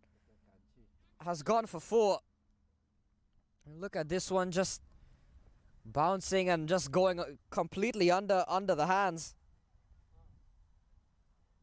So a gift for Raj Bafsar. So 119 on the board, 11 balls remaining. Runner ball will give them 130. Raj Bafsar, we know he can strike the ball, very experienced, and he comes in here and settles and wait for Mario Laban. Look at that. Manipulated into the onside, running quickly. They'll settle for 1 and now allows the captain to face his first ball. What's a captain's knock, Matt? You've heard it so many times. Well, just a knock from the captain that wins his side a game. And I talked about how important a win will be for the Empire State, for the New York State Titans, New York City Titans. We still haven't adjusted to the rebranding and the renaming of the Titans.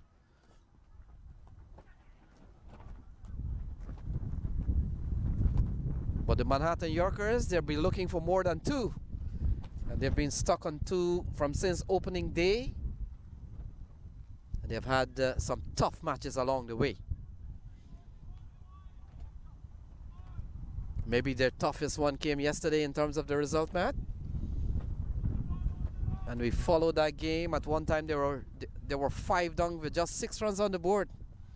You understand, they were batting at 18 for 8, and they were able to muster 79. 71. Big swing and a miss. Ball goes through to Kwame Patan Jr. So a couple of balls remaining. We talked about the left and right combination, and maybe if it still happens, I'll get our camera crew Umair to show how quickly the umpires need to change over to the right and left. A bit of an edge here. We'll take a look at that, and we'll take a look at Brian Kane. Look, Brian Kane has started the walk. Look at that. Look at Brian Kane. He goes, and he will walk quickly to another square leg position, this time for the right-hander.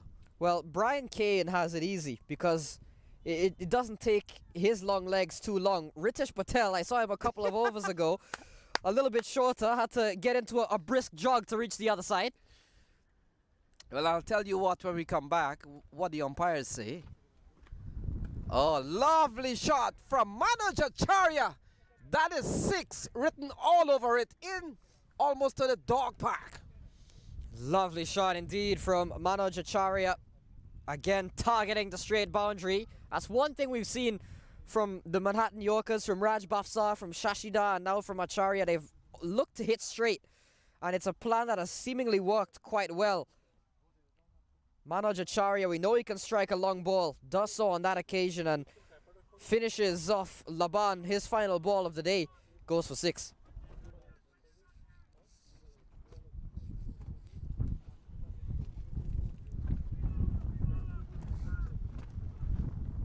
So it looks like Rawal Zaman will finish up here. 6 balls remaining, 128 for 6.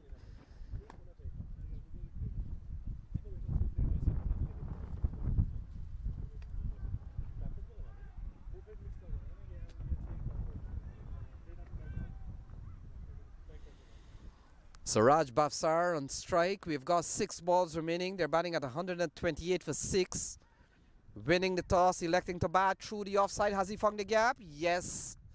That's a good shot from Raj Bafsar. Placement is perfect. And he picks up another boundary. Runs at the end here. Yeah, very valuable runs this for the Manhattan Yorkers. All of a sudden, just a few overs ago, we were talking about the NYC Titans being quite pleased with how things have gone. All of a sudden, things have begun to slip away here. The Yorkers are looking at 140. Yeah, we've seen a couple of big overs, Matt. We saw an over from Viral Parikh. Went for 7. We saw 13 over from a 13 run over from Rawal Zaman. In fact, 12 runs is from that over. And even Mario Laban in his last over gave away 13 runs. So we've seen 3 big overs, and that's how this game is played.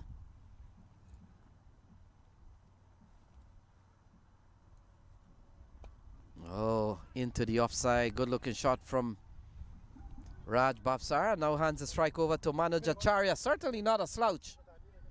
Yeah, our projection scores before those big overs you mentioned were reading somewhere around 120, 123. The Yorkers have surpassed that, and they've got 4 deliveries to go more. 140 certainly looking to be the target here for the Yorkers. So we see Ritesh Patel. Square leg umpire had to get in position quite quickly. Walks over there. Good slice. Running up towards the third man area. And look at that. Ryan Shun gives up the chase. And that's gone away for 4 more. Very important runs here for the Yorkers. Yeah, very important indeed.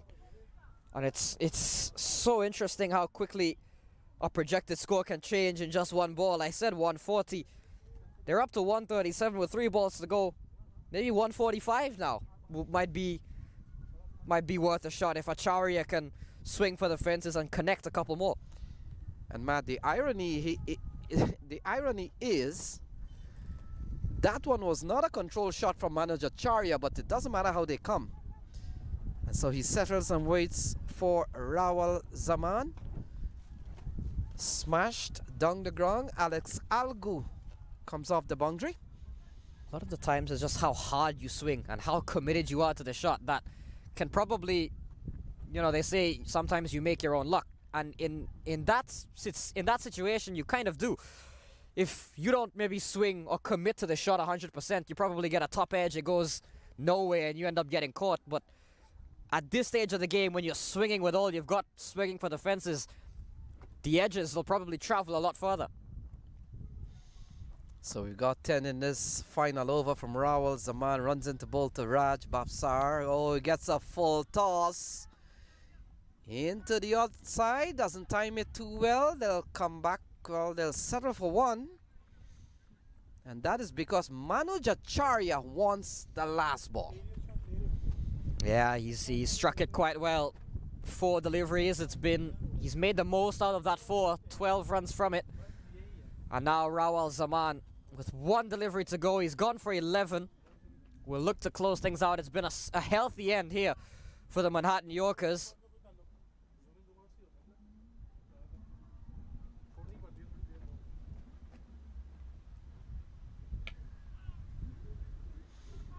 Struck into the long on area, and they'll come back for a couple of runs. So let's see. 141, 141 for 6 at the end of 20, Matt.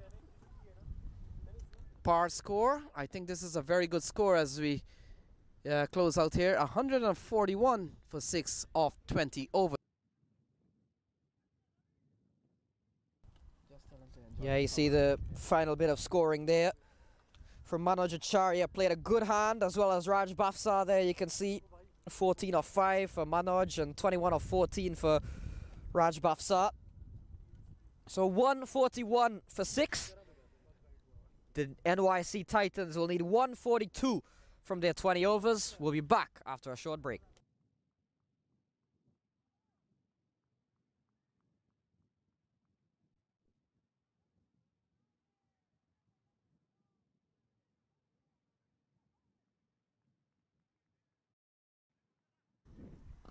Oh, cracked into the offside, and look at that. No man will move except the fielder to retrieve the ball, and that's a sparkling shot from... Oh, into the hands of the man, a short mid-wicket, and a good catch. Chattapalian goes is 20 for 1. Cut away over the offside, running up towards the point boundary. Big chase here. And a very fast outfield, Ross, that has gone away for 4. Yeah, I mean, because, you know, they get to play on these wickets a lot. So, you know, getting their input is crucial to...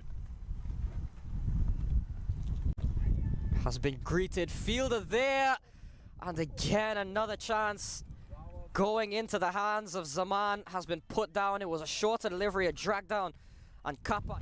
And we talked about the previous over. Oh, look at that. A smashing shot from a man beginning to find form in this year's minor league cricket. 4 more runs for Danish Patel. Runs on the surface. It's a ball into the offside, running up towards the point boundary. We talked about the fast outfield, and look at that. Similar position. He pierces the gap, and that's gone away for 4 to the 15th over. Look at that. Oh my goodness. Sid Kappa may have given it away. Patan comes out, calls for it. The man with the glove, and that big partnership comes to an end. Kappa gone. Yasir Mohammed will go through a similar thing here with the Yorkers, and we've seen Yasir get off to a couple of starts. He got a 25 against the Philadelphians, as some not so stellar fielding here has allowed. Are you better off? Goes through to the keeper. Are you better off? Oh, he's been given. So that's the end of Danish Patel. Caught behind. Pulled into the onside. Has he found the gap? I bet he has. That has gone away for 4. Yasir Mohammed. Oh, he's gone. So Yasir Mohammed doesn't even wait for the ask you. Couple of players. Oh, that's a big shot from Nimit Shashidar, and it's gone. He's gone upstairs. Gone for 6. 6 twos in and over. That's 12 runs. Big shot attempted here from Shashidar. Fielder underneath takes the catch quite easily in the end. Very good camera work as well to follow Katapali's whereabouts. Down the ground here. Well struck and away for 4. So Deep Patel gets a boundary. He's a quality player, is Deep Patel. I'm surprised we're seeing him this late in the batting order. Very good. Not necessarily be looking for Mukamala. Mukamala has made his name, and Mukamala is on the international scene already. Lovely strike from Raj Bafsar down the ground. That has gone away for 4. Yeah, lovely shot again from Raj Bafsar. High in the air. Fielder comes in. Oh, he does well. Looked like Kashav. We'll confirm that, but a wicket falls. And this time it's Deep who has to go 115 for 6. Yeah, it's gone for 4. Look at this one, just bouncing and just going completely under the hands. See? Oh, lovely shot from Manoj Acharya. That is 6 written all over it in almost 128 for 6. winning the toss, electing to bat through the offside. Has he found the gap? Yes. That's a good shot from Raj Bafsar quite quickly. He walks over there. Good slice. Running up towards the third man area. And look at that. Ryan Shun gives up the chase. And that's gone away for 4 more. You're watching the 2024 Minor League Cricket Championship presented by Yash Technologies.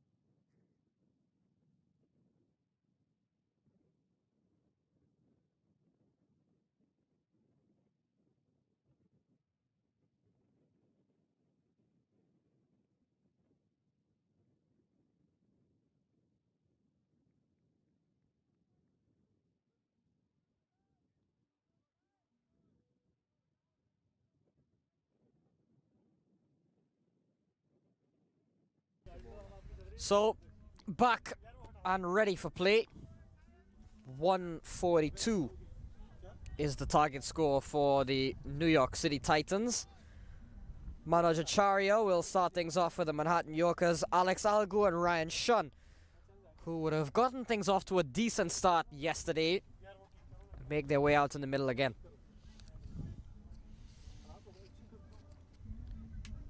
And Matt, it's interesting that both Ryan Shunn and Alex Algu will be on strike. Comes from the same local club in the New York area, and that club is called Melbourne. A popular club name across the world. I want to think every country you go to, there's a top club called Melbourne. Somewhere along the line, there's some names that simply are too popular to miss. We've seen the first ball from Manoj Acharya off a short run. Yeah, good start to proceedings from Manoj Acharya. And Matt, you look at the target here, 142. I think this is par on this ground. Could be a good score when you've got balls like that shooting along the way. Shashidar does well to block it up. Is Shashidar the keeper? Are you assuming, or you know he is? Well, he's been the keeper for all the games prior to this, so I'd like to think he is.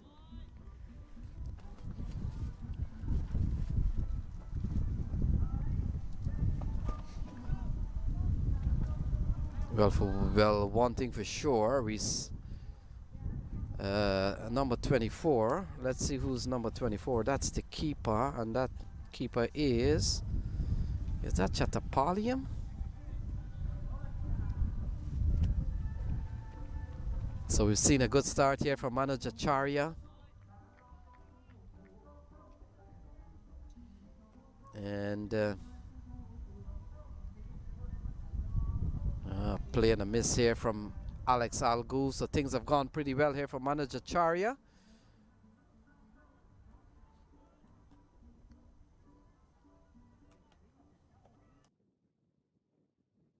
Sorry. They need 142 to win from 116 balls. We've seen a very good over from Manoj Acharya. A ball into the offside. Can't score again from Alex Algu. Yeah, very good start this from Manoj Acharya. We know Algu and Shunn would like to play their shots early. Have been limited though so far by Acharya.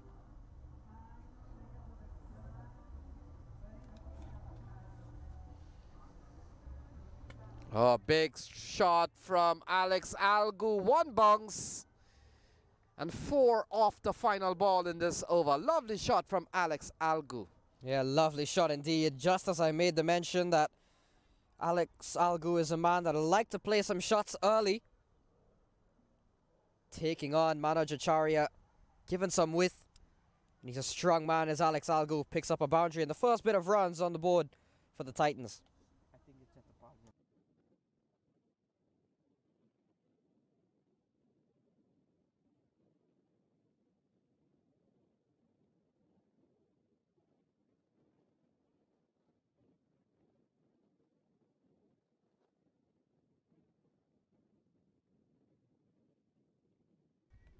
So 1 gone, 4 for no loss. 138 from 114 balls. We've seen a good strike from Alex Algu in the last over. Ryan Shunn will be the man on strike. Arya Garg gets the opening spell. Matt will come in here to partner Manoj Acharya. And we were wondering who the keeper is, and the keeper is Pranav Chattapalliam in place of Nirmit Shashidar. And so Arya Garg, Matt, good young fast bowler, good left-arm seamer. Yeah, another player that is around the under-19 setup for the USA, Arya Garg.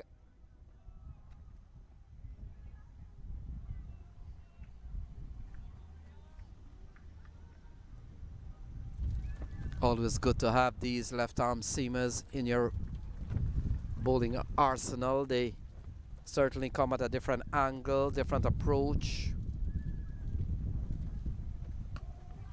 In the air, fielder is settling on the red. Oh, he's gone. So manager Charya takes a well-judged catch, easy as you like. And Ryan Shun hasn't lasted long. He's gone. It's 4 for 1. Yeah, looking to go big is Ryan Shun.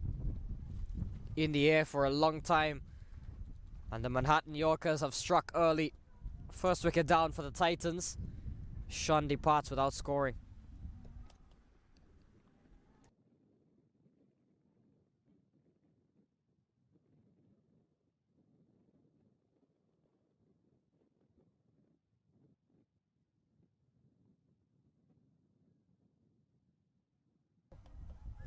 Nobody's scoring here.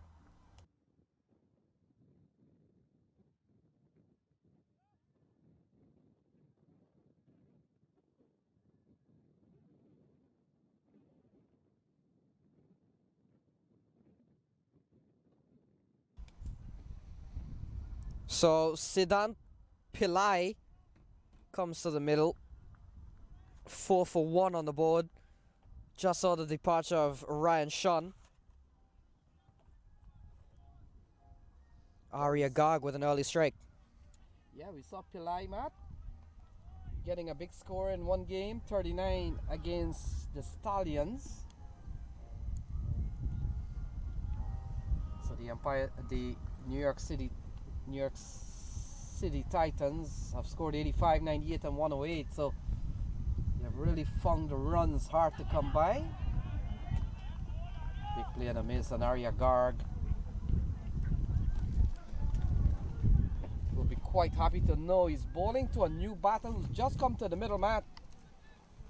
And as a bowler in your first over picked up one, you're gonna target this new man and hope that him just come to the crease. Being that unsettled player, this is the time to pounce on him. Yeah, certainly. And you can see the Yorkers quite an attacking field in. Playing a miss there again from Pillai. So good start this from Arya Garg. Yeah, quality stuff from Arya Garg. He's picked up the wicket of Ryan Shun. And Matt, you got the feeling that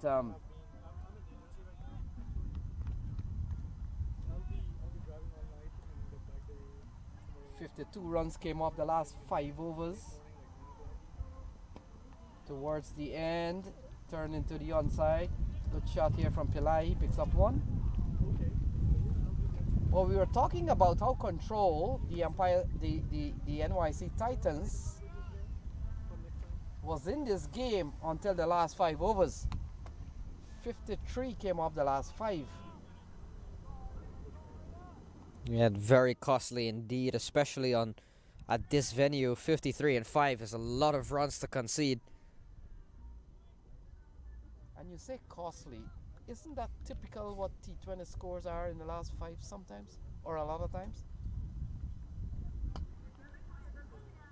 A lot of times, yes, but this is a good shot from Alex Algu. Cracking shot down the ground. And I mentioned Alex Algu can be a hard-hitting opener at times. He's shown that on a couple of occasions with 2 boundaries. It's 9 for 1.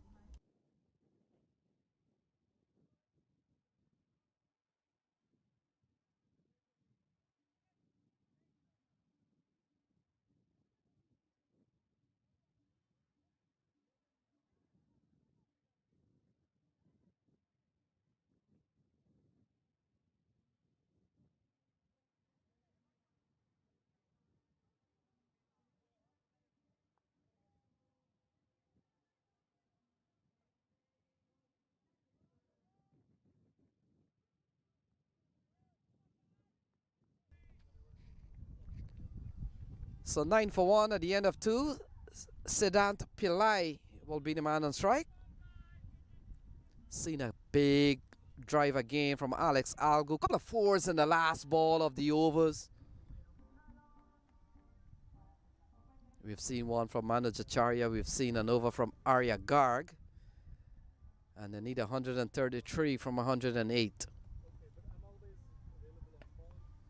And Pillai comes down the track and can't score. Matt, you talked about Manoj Acharya, his second franchise that he's been a part of.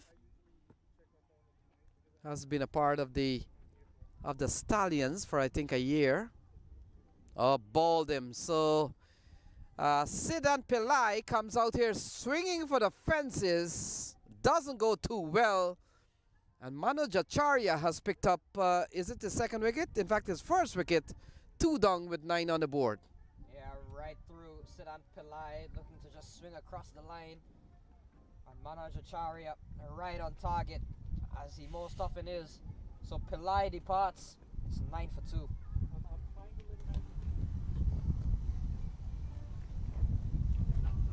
Going right through his defenses there, Acharya. So Kwame Patan Jr. comes to the middle. And what was a very good game for the New York City Titans up until the 14-15 over of when they bowled, Matt. It's been dunghill with a couple of wickets to fall when they have started to bat. Yeah, certainly has not gone to plan this for the Titans. They seemingly were in control, as you mentioned, had things settled, and then the last 8 overs, and what I mean by that, the final 5 of the first innings and the first 2.2, almost to 3 in this innings have really taken a turn for the worst. As we see Kwame Patan Jr., the captain, the second captain here used by the Titans. We saw Raj Mohabi, the initial captain, not part of the side throughout this weekend, so Kwame Patan has taken up a big responsibility for a player his age to lead the NYC Titans side. So Manoj Acharya will come into bowl captain to captain. He gets a good first ball, always bang on target is Manoj Acharya. And Matt, we talked about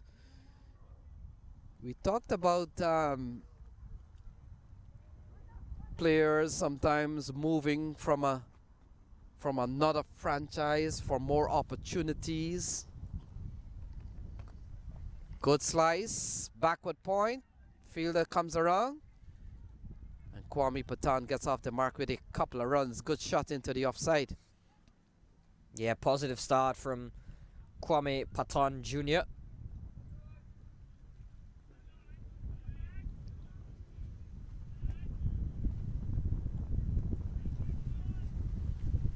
Yeah, just coming back to Manoj Acharya, we talked about how he spent a season with the Stallions. Is the move to the Yorkers more opportunities, no doubt? I think that's an interesting one. I think it's more so the Yorkers really wanting to have Manoj Acharya, and I think really needing Manoj Acharya maybe more than the Stallions do. Especially the year he was with the Stallions, they would have made the semi-finals and then went back to the Manhattan Yorkers. So I think it's more so a case of the Yorkers really wanting Manoj Acharya more than rather it's different opportunities, because a bowler like Manoj Acharya, he was still quite important for the Stallions as well. But obviously, with the likes of Jesse Singh, Stephen Wigg at the time, his role is much more elevated for the Yorkers. Ball pushed into the offside. Third over comes to a close. It's 11 for 2.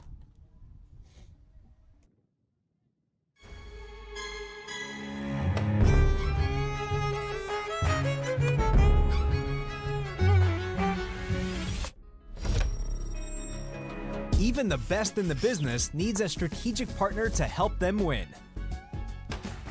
Yash Technologies, more than what you think. So 11 for 2. 131 needed from 102 balls. Arya Garg is going to be a handful here for the NYC Titans.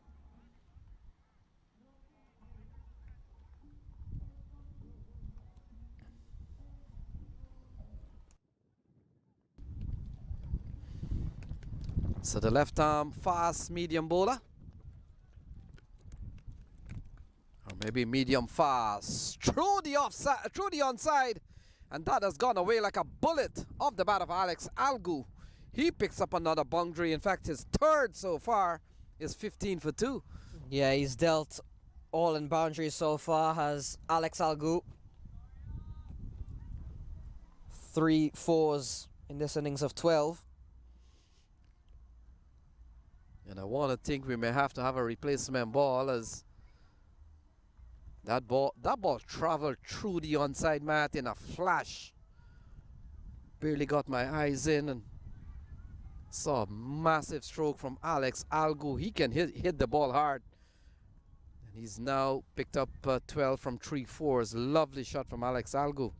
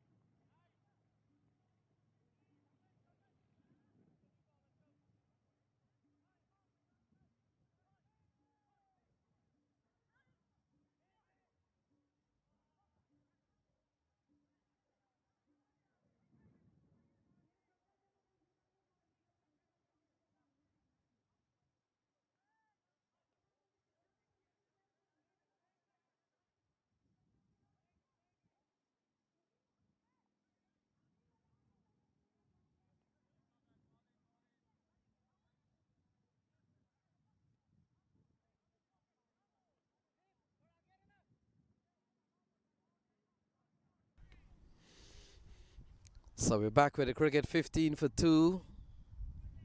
Alex Algu faces up to Arya Garg, and here's the left arm medium fast. The ball defended into the offside, can't score. So good comeback delivery here, Matt. 127 needed from 100 balls. We talked about wins for both of these teams.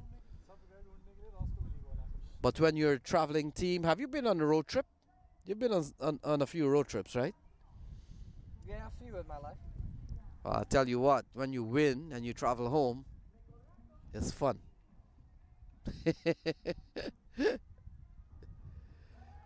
A big swing and a miss, and I'm wondering how far Alex Algu wants to hit that ball, man. Certainly looking to send it into the trees. It's a clean hitter of the ball as well is Alex Algu, so don't put it past him to hit a ball that far.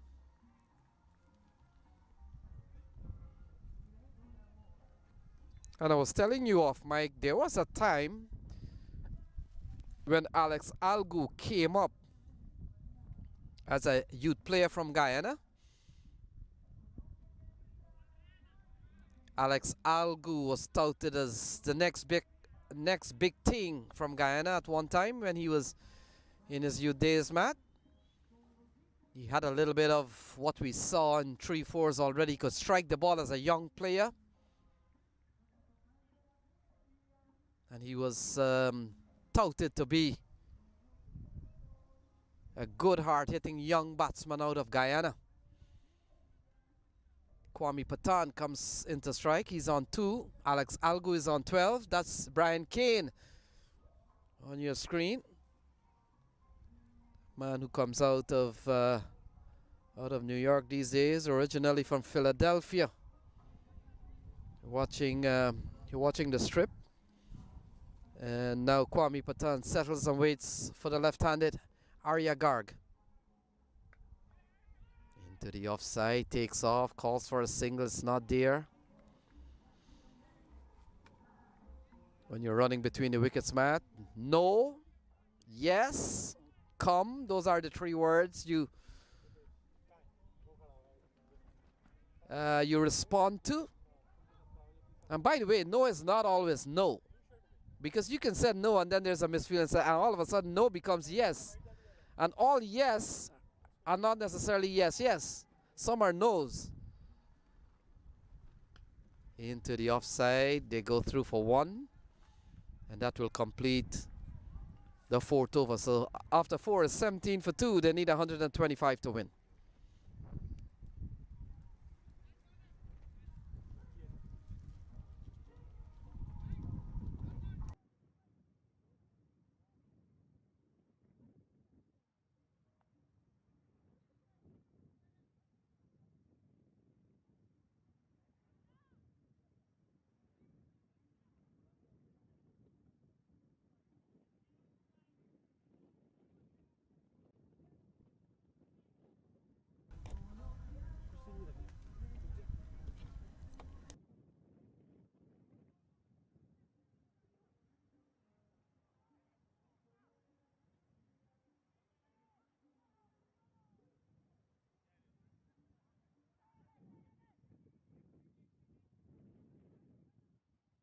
Englishmen too.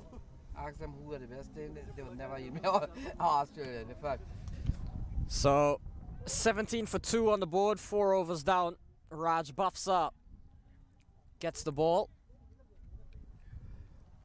As you just saw at the end of the over, Ross Taylor heading out of the ground, heading back to Seattle. It was a pleasure to see Ross, as well as Hemant from the Seattle Orcas ownership group, making their way around the oval. Yeah, Matt, and accordingly they said that they'll be visiting some other minor league facilities and taking in some games. Going up to the other part of California. They'll be going up to maybe Woodley Park, which hosts some of the minor league games. Oh, big shot from Kwame Patan Jr. And that is gone for a maximum. Big shot from Kwame Patan. Yeah, lovely shot that off the bat of Kwame Patan Jr., who has been a bit short of runs this season. You know, he's usually a very consistent piece to this NYC Titans batting lineup. And we'll be looking for a big score here today.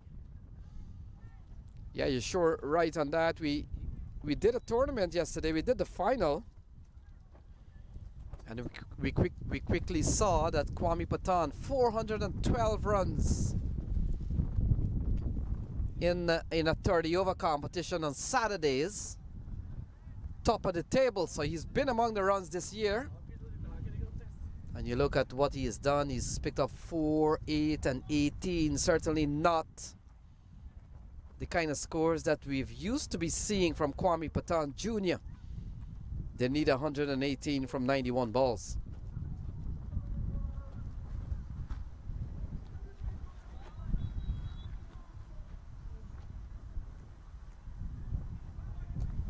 So playing a miss from Alex Algu. The 5th over comes to a close. It's 24 for 2.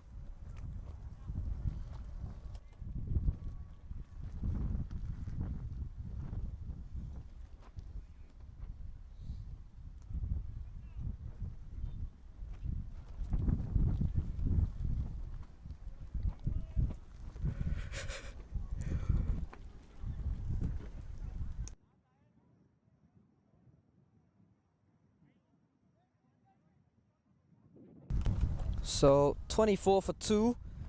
Manoj Acharya, as you mentioned, after a much shorter run-up than normally used to seeing. He'll be bowling to Kwame Patan Jr. And you look at the bat there of Kwame Patan Jr. I wonder if that's a custom-made bat. And the reason I say that is because of the JR that Kwame Patton's bat has. I don't know if you can get a good view of it.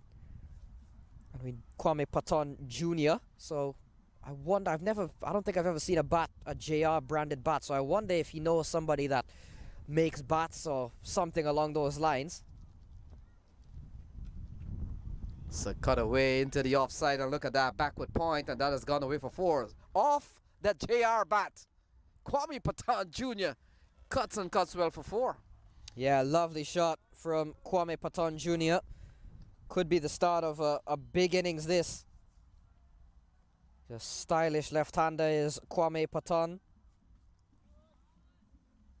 I'll tell you what about the good stop by the man. At least he he saved the ball from the bushes.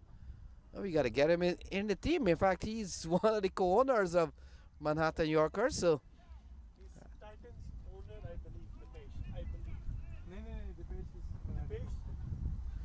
No, sorry, Yorkers. yeah, he's one of the senior men in the Yorkers team, Matt. And if ever I see the Yorkers feeling bad, I'm gonna say the owner needs to play. Into the offside, and they go through for 1. He's done. He's done tremendous work in getting play here at the park, doing the square and everything else, and he's really done well. 29 for 2. We are in the 6th over, being bowled here by Manoj Acharya, his second bowling spell. Alex Algu is on 12, Kwame Patton is on 15.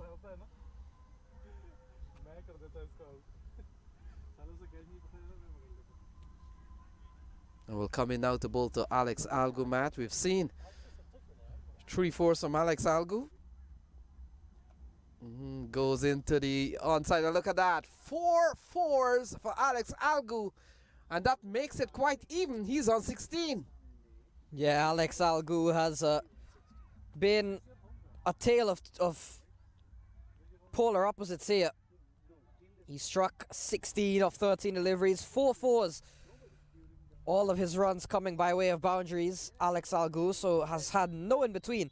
It's either a dot ball or boundaries, but I'm sure the NYC Titans will love to see those boundaries. Even if a couple of dot balls come in between, he has certainly made up for them with those big shots every now and then.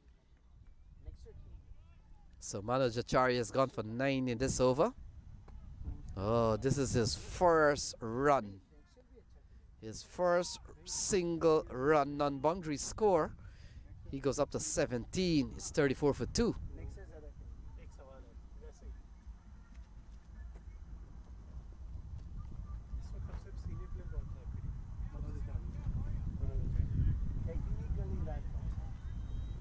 And you look at you look at Alex Algu, his returns, and maybe I think that's what you meant when you got onto the topic, but you came off quite quickly. And we'll talk about that. This one into the onside, they're gonna scamper for 1. Kwame Patton's not sure where the ball is. That's when you depend on your partner to say run. It's 35 for 2 at the end of 6.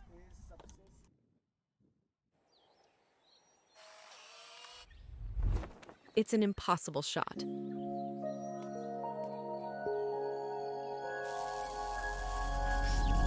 Sometimes creativity and innovation are all it takes to achieve the impossible. Yash Technologies, more than what you think.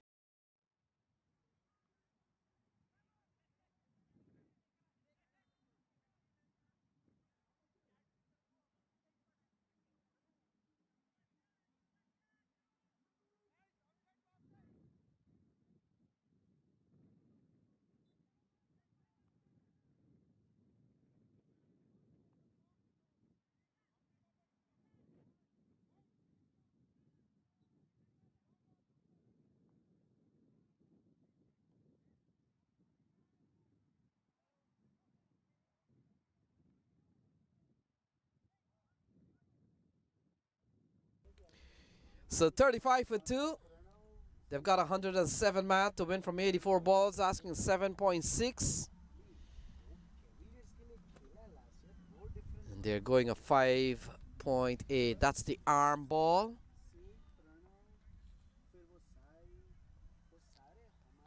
And Matt Algu comes into strike. We talked about Algu with 13 balls into his batting.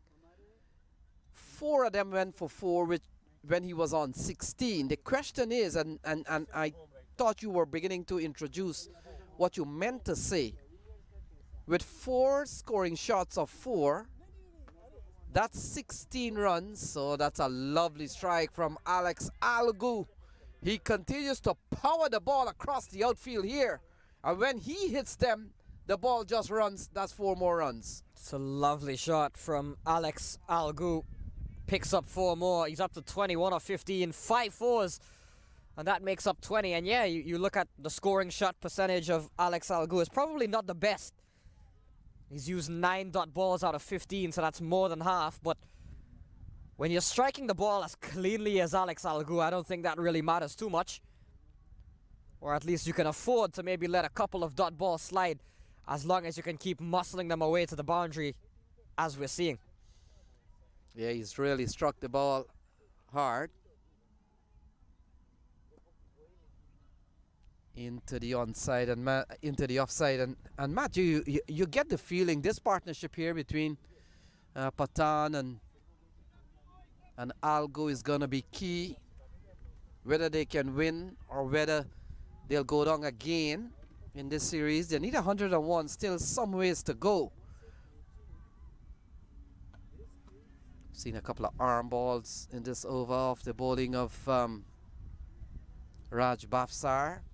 He becomes a Chinaman bowler when he does those arm ball. But yeah, just coming back to Kwame Patan and Alex Algo, this is good. This will have to be the partnership. Lost a couple of wickets, and we know the batting is a little bit can be tested, as we have seen from the other teams. And you sense Alex Algo and Kwame Patan Jr. is going to be key here, as they need 99 from the next remaining 79 balls.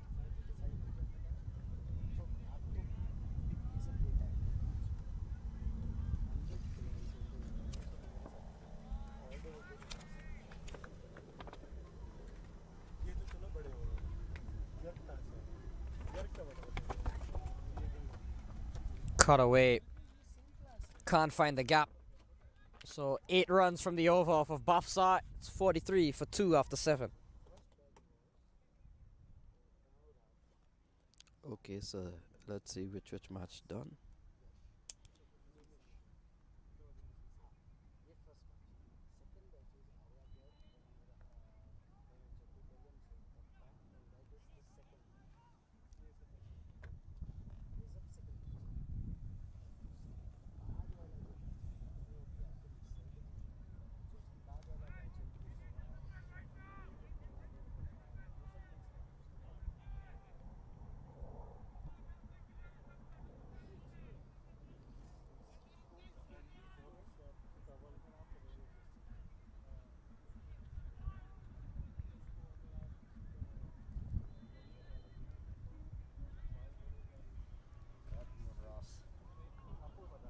Oh, nice.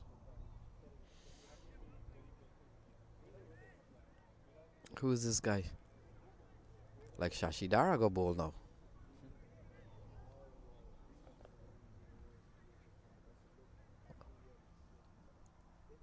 No, it's not Bichu. Oh, okay. Nimish. So Nimish Beichu comes into the attack at 43 for 2. They need 99 from 78 balls.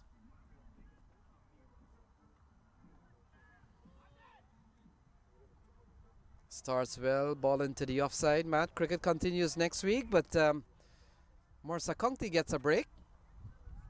And the action shifts to Schenectady at the Oval. Couple of good balls here from Nimish Beichu. He's bowled 2 dot balls here to Kwame Patan. So Saturday at 2 p.m. we'll see the Stallions taking on the New England Eagles. New England Eagles will be in action quite a bit next week. And then on Sunday we've got a doubleheader that features New England Eagles and the Stallions right there at the Oval. And then on Sunday, Somerset Cavaliers will take on the Titans. Big play in the miss. Things have not gone well here for Kwame Patan Jr. He's struggling against some very good bowling here from Nimish Bechu. 43 for 2, Matt. 99 still to win. Ball cut away into the offside. Can't score. So good start here from Bechu. 5 dot balls. Yeah, he's been quite good, Nimish Bechu. He's been a decent find for the Manhattan Yorkers for 2024.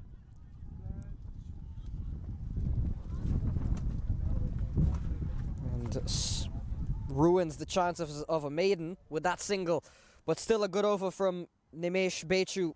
1 from it, 44 for 2 after 8.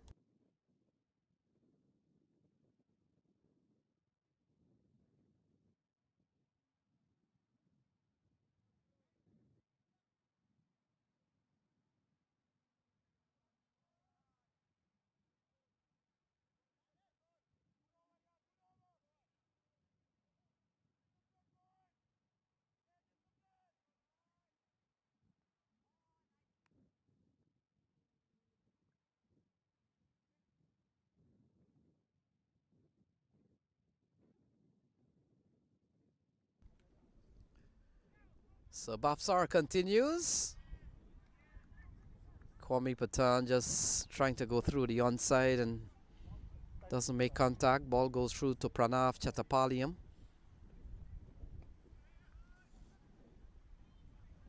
So this equation comes down to 97 to win from 70 balls. Alex Algu comes in to strike. Algu has batted well. He struck the ball nicely across the ground. 5-4 so far, Matt. And you get the feeling that this is going to be the partnership. This has to be something of substance. Still some ways to go. 97 to win from 70 balls. Cracked into the offside. Looking for a couple of runs. Yasser Mohammed comes around, restricting the batters to only 1. And the strike goes over to Kwame Patan Jr. So Saturday next week, action shifts to Schenectady. And games at the Oval. 1 game on Saturday. That's a 2 o'clock game. And the Stallions are making that trip up. They will take on the New England Eagles. And then on Sunday, New England Eagles will take on the Stallions at 10 a.m. And then at 2 o'clock, the Titans will come up against Cavaliers.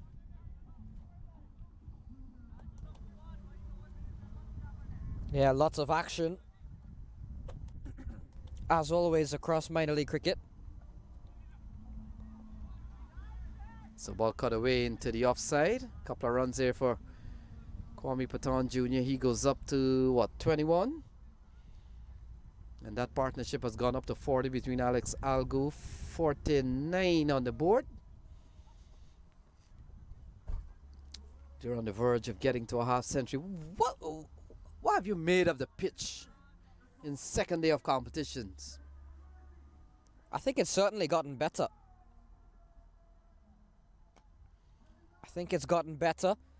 Batters have really had a fair chance by now to assess themselves, look at their strengths and weaknesses, as the 50 comes up for the NYC Titans right at the end of the 9th over. 50 for 2 after 9.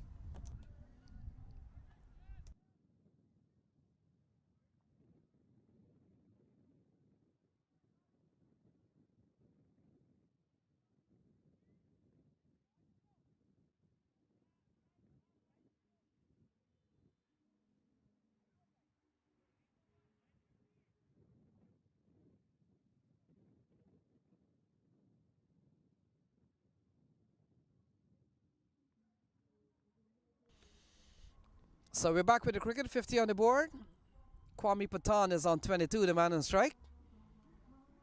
Oh, he's gone. So Kwame Patan bowled, maybe off the pad, off the bat.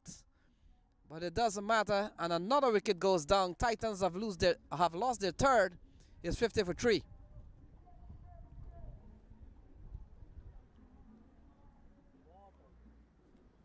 what a ball, a ripper of a ball from Nimesh Bechu. What a delivery that is. We've seen some incredible deliveries today. That's one of them. Off the pad and onto the stumps. So Kwame Patan falls right after bringing up the half-century mark. The Titans lose their third. Patan falls for 22. It brings Ashish Katapali, who was quite entertaining the last time we saw him. I wonder where his support staff, his supporters have gone.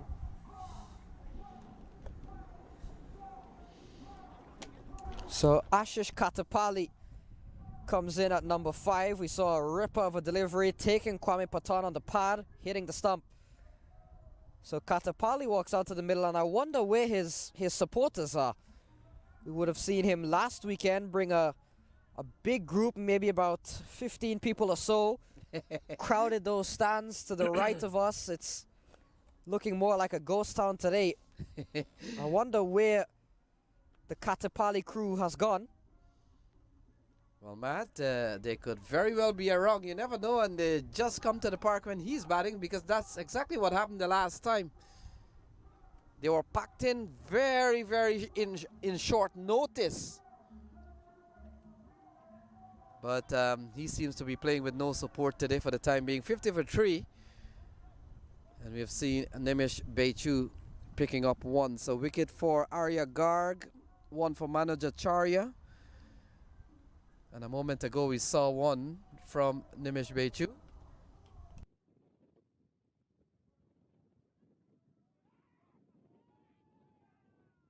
So another wicket falls. Bechu is having a blast.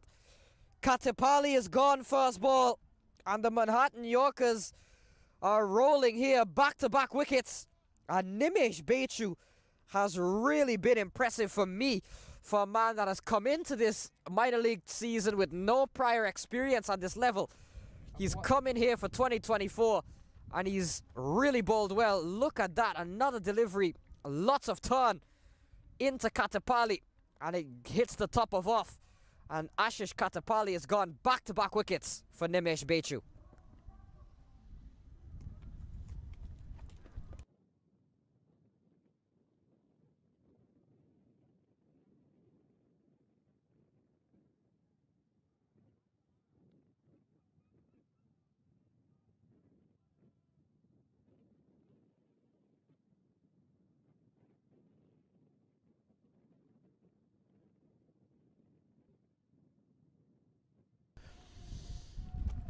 So Nimesh Bechu on a hat-trick, Matt, as Krishnamurti comes to the middle. And you talked about the support for Katapali this week. None at all. And so Shashank Krishnamurti comes in here at 50 for 4 with the problems that the New York City Titans have had during this entire series. And that is to string along big scores. Yeah, I mean, you mentioned the lack of support. Look at what has happened to our man Katapali. Hat-trick ball. And Krishnamurti survives. Shashank Krishnamurti. This might be his first game of the season. I'm not sure. He weren't here yesterday, so I'm not entirely sure if he played yesterday, but first time I'm seeing him. And another great delivery. That's so good. It eluded everybody. And it's gone away for 4. So very unfortunate boundary to concede for Nimesh Bechu. And a boundary nonetheless. So 4 more added to the score for the NYC Titans. Byes it is. And we've seen 6 byes conceded, including that we just saw then. So Krishnamurti has not officially gotten off the mark as yet. Yeah, Matt, and we've been told that Nimesh Bechu has spent 7 years in India, and he's now returned to the United States. And those 7 years, by the way, are not just hanging out 7 years. He went to develop his cricket. Big appeal, not outside umpire Brian Kane. So it's great to see the youngsters going back to their homeland from time to time, Matt. And I'll tell you what, I've been very impressed with what I've seen from Nimish Bechu. Look at the amount of turn there just then. May have factored into the not out call from Brian Kane. He may have turned too much, but not raising the finger in the end. So a good over from Bechu.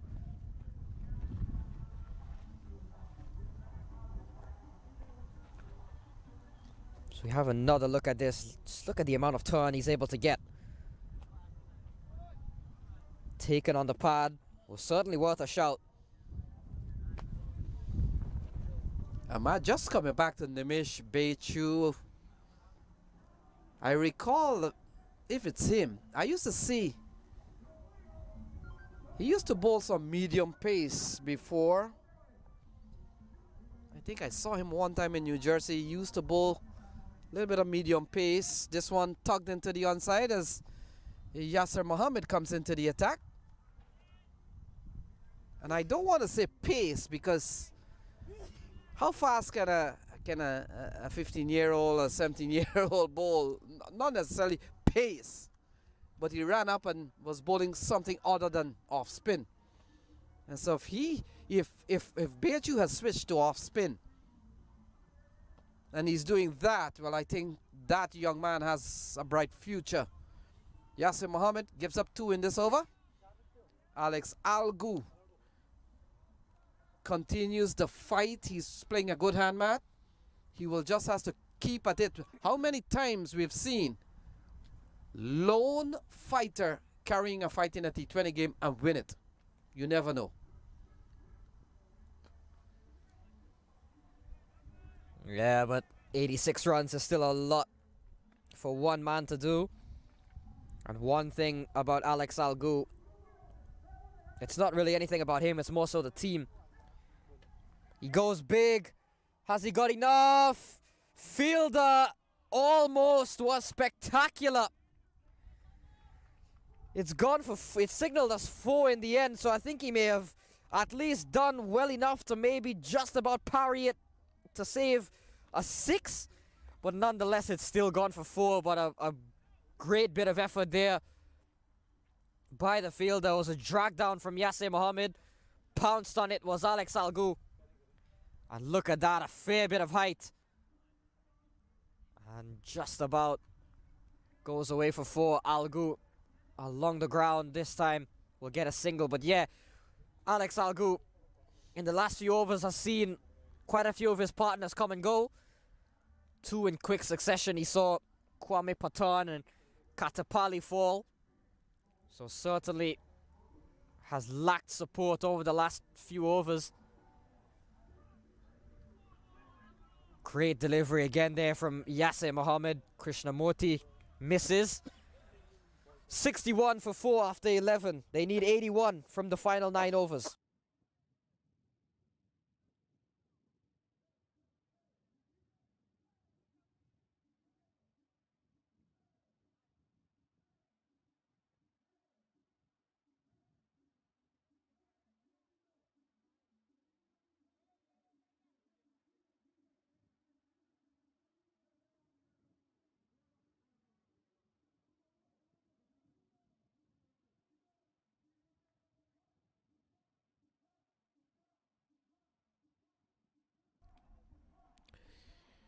So 11 gone, 61 for 4, 81 runs needed from 54 balls. Algu on 29. Krishnamurti is on 1. Nimish Bechu will continue.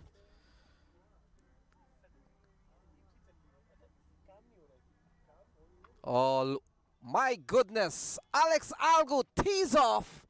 And one of the biggest 6 we have seen today. It comes off the bat of Alex Algu. Massive strike. That is enormous from Alex Algu.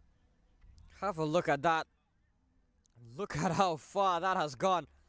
A huge swing off the bat. And a long way back it goes. So a lovely strike from Alex Algu, and already the 2 umpires are looking for a replacement ball, Matt. No one has bothered to even go for that ball. And so a massive big hit here from Alex Algu. We talked about since he was a young player coming up. He was touted to be built along the lines of being a top T20 player. Still young. 67 for 4. Alex Algu is on 35. And he's dealt with 6 fours and 1 6 so far. Massive strike from Alex Algu. Can he bring it home for the Titans?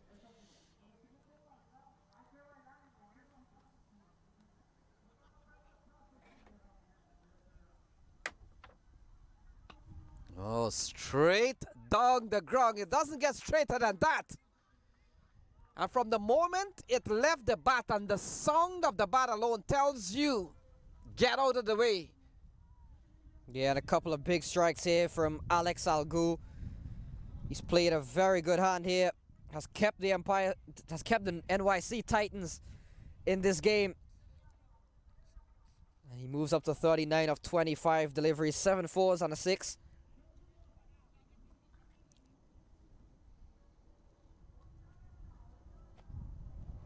Again into the onside. Oh, look at that. And now a bit of misfield from Yasser Mohammed. And it's a 6, 4, and 4 off the bat of Alex Algu. Yeah, and that's what pressure can do to you at times, as fielding side. Yasser Mohammed, a usually safe fielder, has badly misjudged one. Has gone away for 4, and this has been a contrasting over from Nimesh Bechu. Had only conceded 1 run in 2 overs. Has now gone for 14 in just 3 balls. So we've seen 14 off this over, Matt, as you made mention. Ball steered into the offside, could pick up a couple of runs here. So Alex Algu is showing us that he doesn't have only the big shots, but he can also be delicate. Picks up 2 more. This has been superb batting from Alex Algu. He's up on 45. And if he gets to a half-century, Matt, half-centuries are so hard to come by here. We saw, I think yesterday, the Gajanan got a 50. And we'll have to wait, but there's 77 on the board. Algu is on 45. And he waits for Nimesh Bechu. Oh, massive into the onside. Into the hands of Yasser Mohammed. And the big knock of 45 comes to an end. Alex Algu holds out in the deep. Yasser Mohammed comes in with a running catch. And the Titans have lost their 5th wicket. Alex Algu gone. Yeah, he redeems himself that time for that misfield. Yasser Mohammed takes the catch. Alex Algu looking for that slug sweep again. You just felt it was maybe a little bit wider, had to reach a little more for that one. And in the end, into the hands of Yasser Mohammed, he falls for 45. And Nimesh Bechu has a 3rd. It's 77 for 5.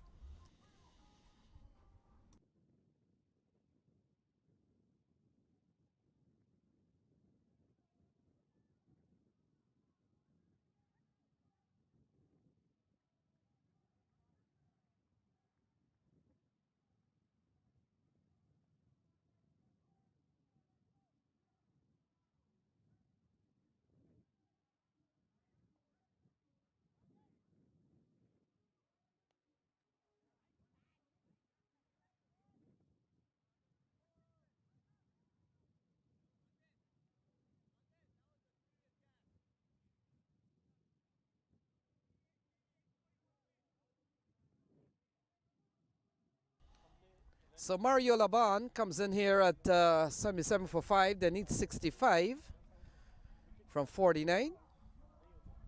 Seen a big knock from Alex Algumat.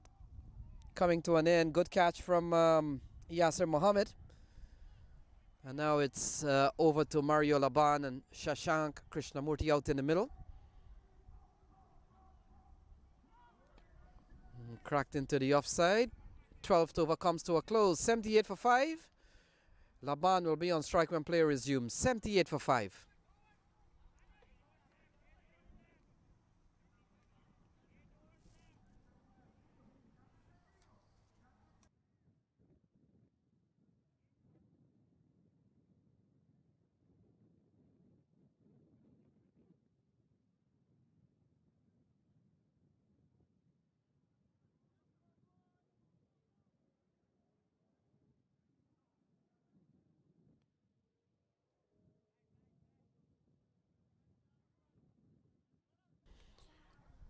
So 64 to win from 48.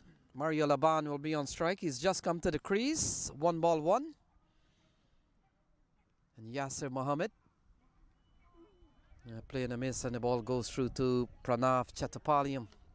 And Matt, when you look at this New York City Titans team, they've come from the franchise itself has had solid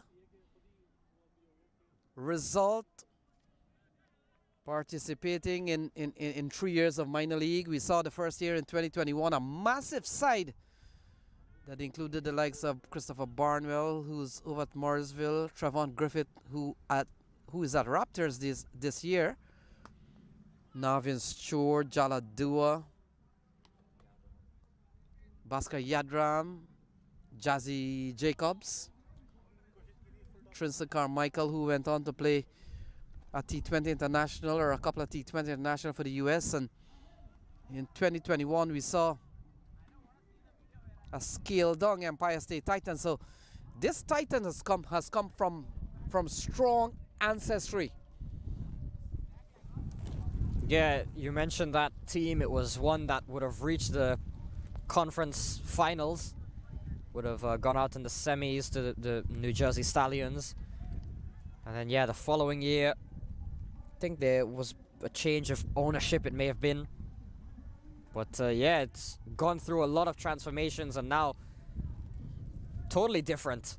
The rebranding and renaming of the franchise to NYC Titans. Oh, that's a lovely shot from Krishnamurti. And look at that, over the offside. And that's gone for a maximum. Good shot from Krishnamurti.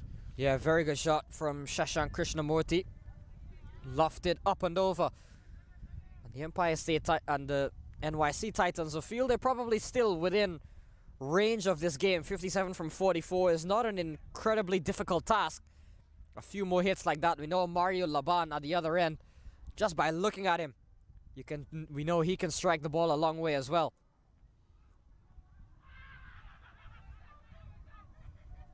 Yes, Matt, that's the reason why Laban, I'm pretty sure, comes out at number 7. Not number 7 was still batting to come still. Ravish Kanchi, Rawal Zaman.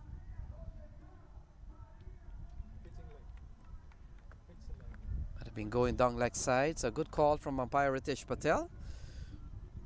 Krishnamurti, he's on 7. Here is Yasser taking on the pad. Not a concerted, solid appeal, and could be leg by here. So leg by closes out over number 13. So 13 gone. It's 86 for 5. They need 56 to win.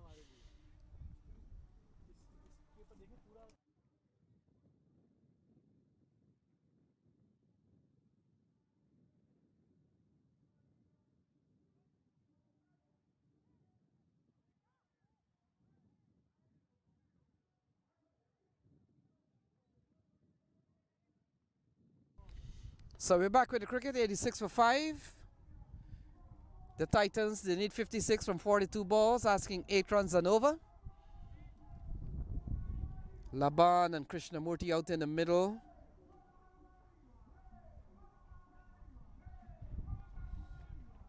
And Nimish Bechu will continue. 3 for 18 so far from Nimish Bechu. Oh, that's a good looking shot into the onside. Krishnamurti picks up 1. And Matt, we talked about the Titans, what they have come from, and where we at in 2024. The question is, what is needed to get the Titans back to their quote-unquote glory days in 2021 and 2022?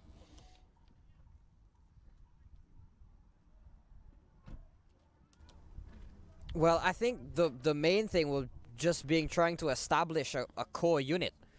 I think that has really been an issue for the Titans, no matter what you call them. You just look at what the side has been from 2021 to 2022 to last year and now to this year. It's almost virtually different, completely different rosters every single season. Yeah, Just you're- establishing a core group. You mentioned all the time with the Manhattan Yorkers, a lot of these players have played with each other, have been with this franchise pretty much from the start. And they're building something, even if it's going to take a few years. They're working towards something. We just haven't really seen that sort of vision from the Titans. So for me, that's the obvious first step. Yeah, you're right on that. And then, of course, there's a shortcut to that. You talked about a little bit of a long-term plan. Then there's a shortcut of that, but that costs a lot of money to get big signings, big players into the fray. But like I said, that's a little bit more short-term, and that there's a cost involved in what I've just mentioned. Oh, Krishnamurti all winds up the play on the offside, and then he's ducking for cover the next moment. 14 gone, it's 88 for 5.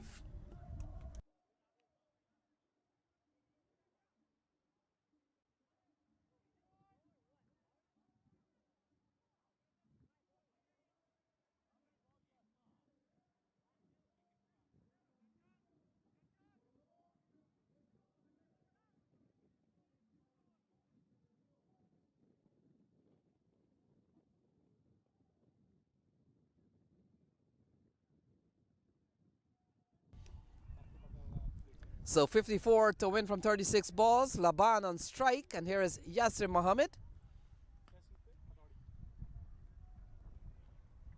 Just coming back to the discussion, we're talking about how do we get the Titans up to their glorious past. And I say glorious because in 2021 they were the, as you made mention, the conference finalists. But when you look at New York, the state of New York, and the talent that is available, even without the big spending, there's a lot of top talent that has not been part of minor league this year and perhaps last year that they're still around if they're willing to play. Strike from Shashank Krishnamurti into the hands of the fielder. It looks like Yash Kangura. And it's 89 for 6. Yeah, looking to go big again is Krishnamurti. Picks out Kangura, who we haven't seen bowl today. And the 6th wicket goes down for the NYC Titans. Yasir Mohammed with his first wicket, a full toss. Krishnamurti was looking to slam it straight down the ground. In the end, picked out Kangura. And Krishnamurti departs for 8. 89 for 6, the Titans.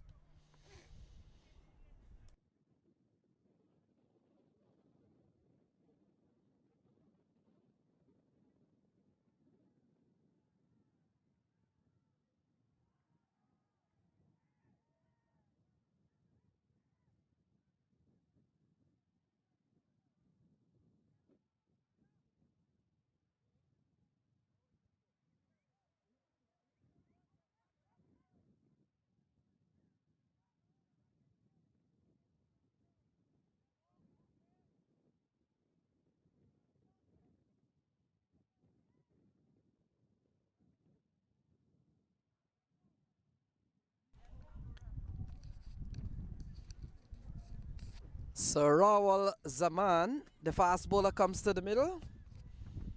And he's got a job to do. 53 needed from 33 balls. And just coming back to the composition of franchises, we saw earlier on the Seattle Orcas. They were scouting for local talent, and that's the other thing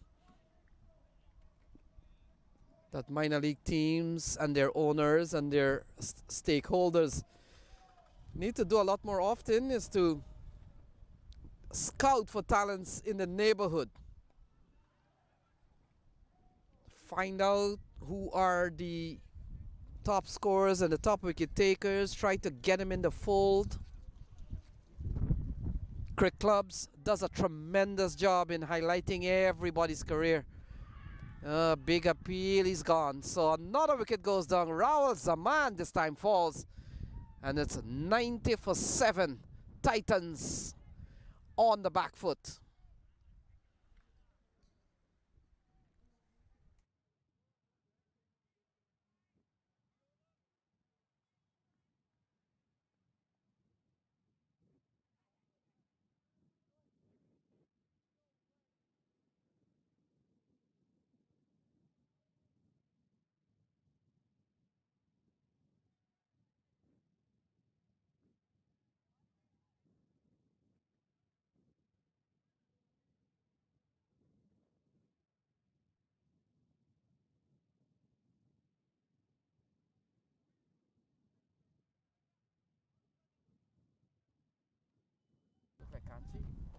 So Viral Parikh looks to be the new man in. Needing over 10 runs and over 52 from 5 overs required from the NYC Titans.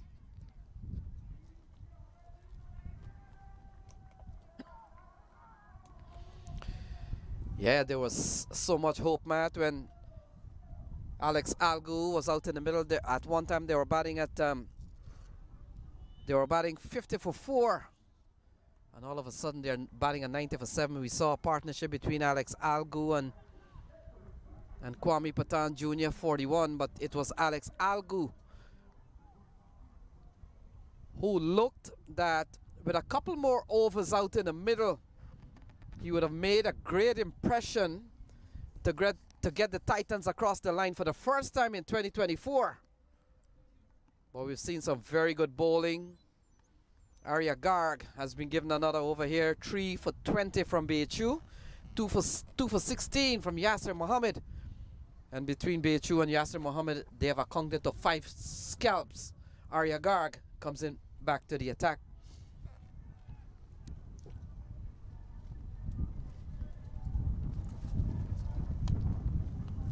Oh, what a catch that is! Sliced away by Mario Laban, and a diving catch. Nimesh Bechu in action yet again.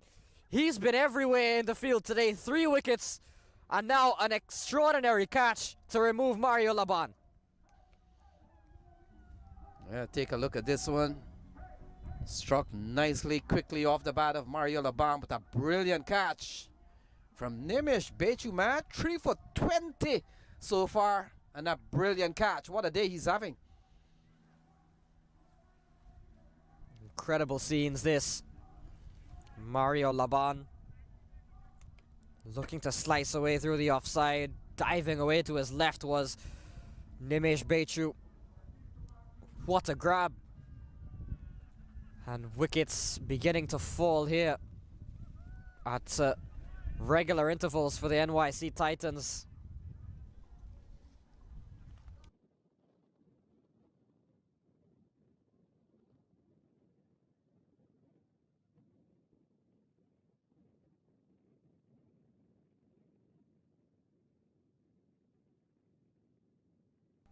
So Kashav Raval comes to the middle. 52 to win from 29. Arya Garg has picked up his second wicket, bowling at 2 for 10. Magnificent catch from Nimesh Bechu.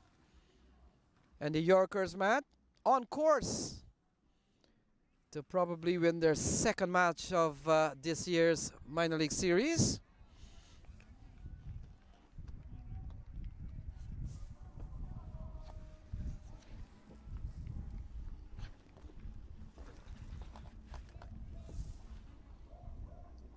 Yeah, so Garg has bowled well.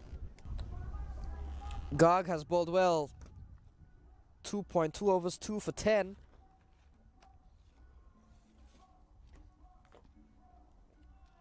Down the ground goes, down the track goes Raval. Through it goes to Chattapalliam. A change of keeper, as you would have mentioned earlier, by the Manhattan Yorkers. We saw Nirmit Shashidar with the gloves for all the way up until now.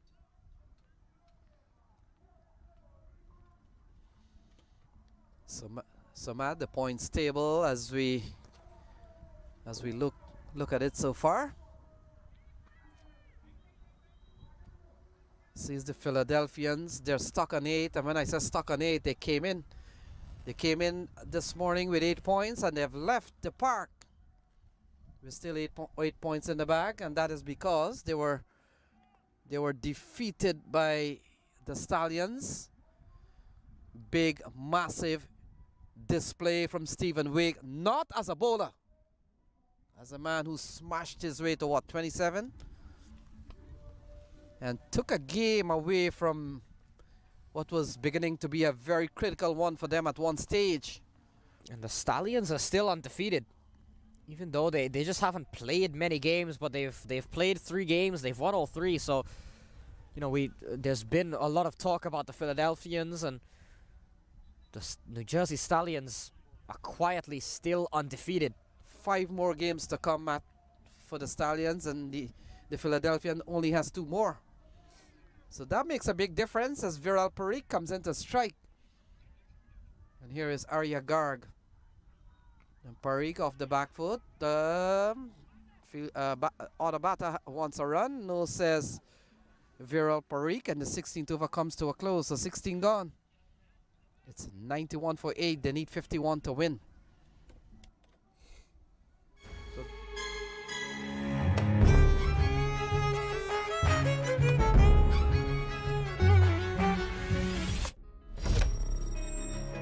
Even the best in the business needs a strategic partner to help them win. Yash Technologies, more than what you think. So Yasser Mohammed will continue 2 for 16.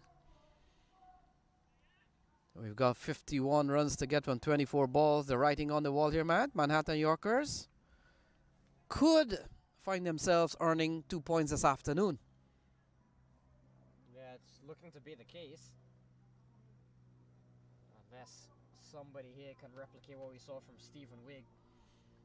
Even then, 51 from 4 overs is a long way to go.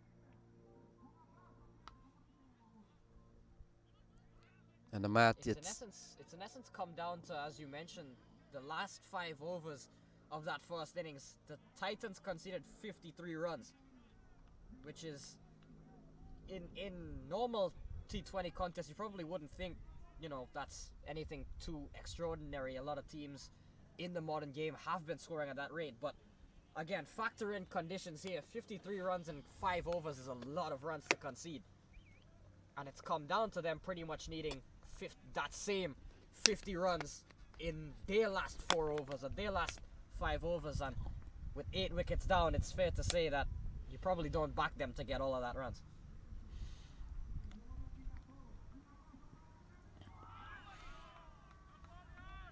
So a couple of good balls here from Yasser Mohammed.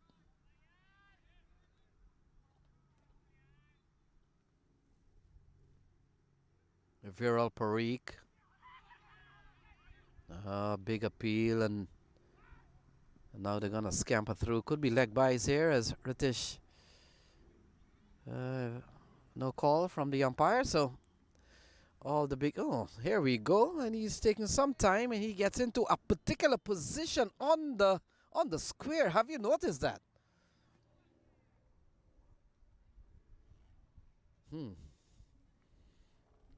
49 to win from 21. And Matt, we saw Ryan Shun at the top of the order. He's another player like Alex Algu, can strike the ball, but he didn't get going. And it all comes down to 49 from 21.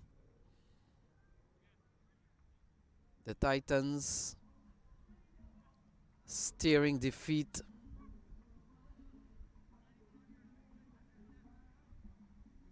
A bit of consultation. I wonder why, but we will never know. We're about 75 yards, or make that about, yeah, maybe 70 yards from the going-ons out in the middle. This over's been very good from Yasser Mohammed. Only a couple of runs at a time, in which the Titans, they need 15 runs and over to make an impression here and to get points for the first time in this tournament.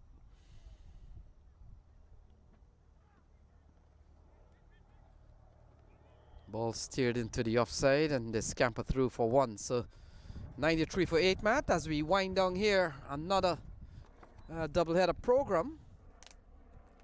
at Mercer County Park, in which we saw an exciting first game. And that excitement was provided by none other than Stephen Wigg. So the 17th over comes to a close. It's 93 for 8.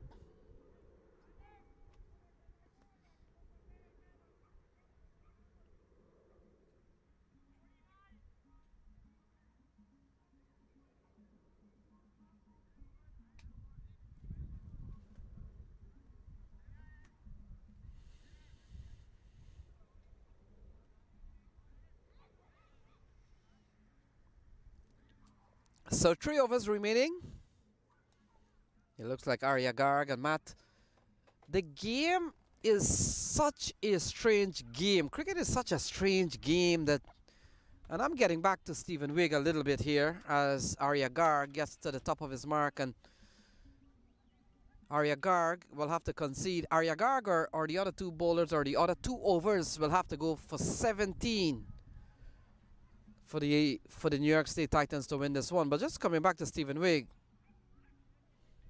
here is a man, he comes to the park, I'm pretty sure that he's thinking all about bowling. Well, I need to pick up wickets, I need to bowl, I need to really bowl tight. This is going to be my approach. Into the onside, they go through for 1. Keshav Raval comes in to strike. It's 94 for 8. They need 48 to win.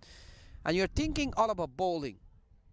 How do I move the ball? What drift? What swing? What wind? And then it comes down to a batting performance.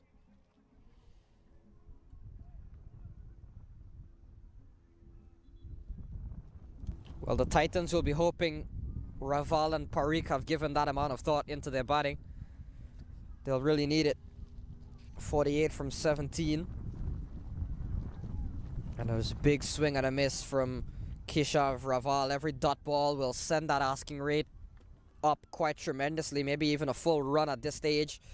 If you get a dot ball, it went from 16.8 to 18, exactly 18 now. So just every dot ball is about an extra run being added. That's how drastically the asking rate increases at this stage of the game. And the fact is, Matt, pulled into the onside. Field comes around, goes through his legs, and that's gone away for 4. Well, the Titans won't mind. That's exactly what they'll want to see from all of the Manhattan Yorkers fielders from now on. Certainly a big help in getting that one away to the boundary.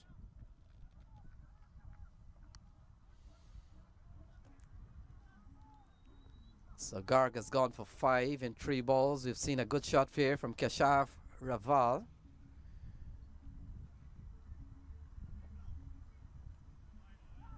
Wide is the call from umpire Brian Kane. And Matt, there we go, Brian Kane.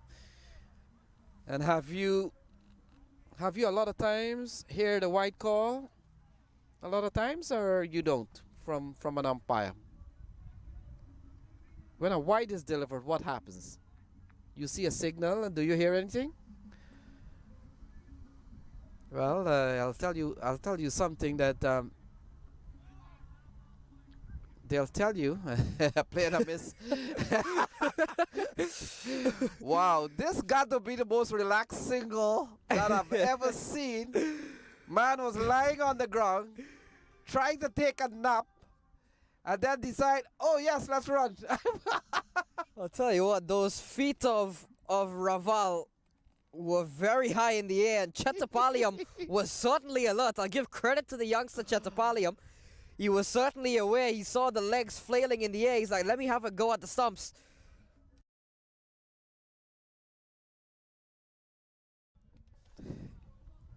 And then amidst all of that, the 100 came up for the NYC Titans. So the 100 is up.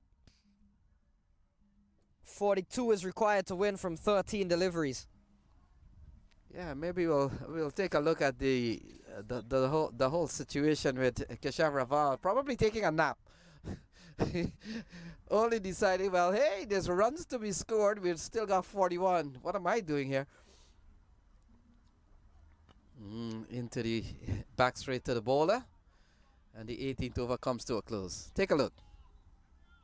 So have a look at this. So Raval looking to go big. He's on the ground and totally, totally resting, and then completely gave up on the play. And then the throw from Chattapaliam, which I don't necessarily disagree with from Chattapaliam. The legs were not grounded. He was in an awkward position on the ground, was Raval. So Chattapaliam, I think, did the right thing. Had a throw at the stumps. It just wasn't great backing up from Arya Garg. And then having to get back on his feet and run the single. Yeah, that was a very quick turnover, literally. From a lying position to a running position, sprinting. That's very good. Very sharp from Kishav Raval. Matt's talking of, speak of sprinting. Who was the big sprinters we saw at the Olympics this year? Noah Lyles?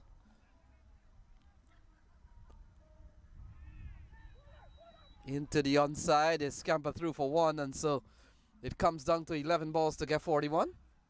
Who were the big sprinters this year?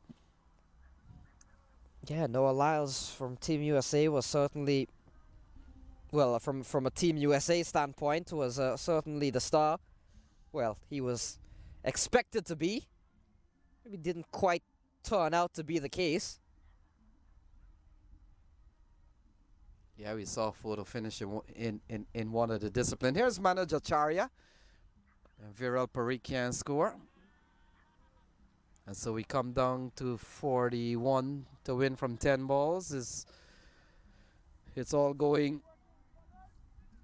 Yorker's way for the time being, and they will go up to 4 points.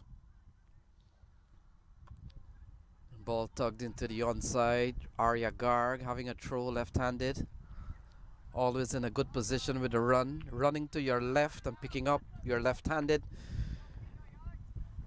You're already in good position to fire a throw in. Makes a big difference how you tackle the ball. Couple of runs in this over. The captain, manager Charya, we saw him bowling off a short run all day long today.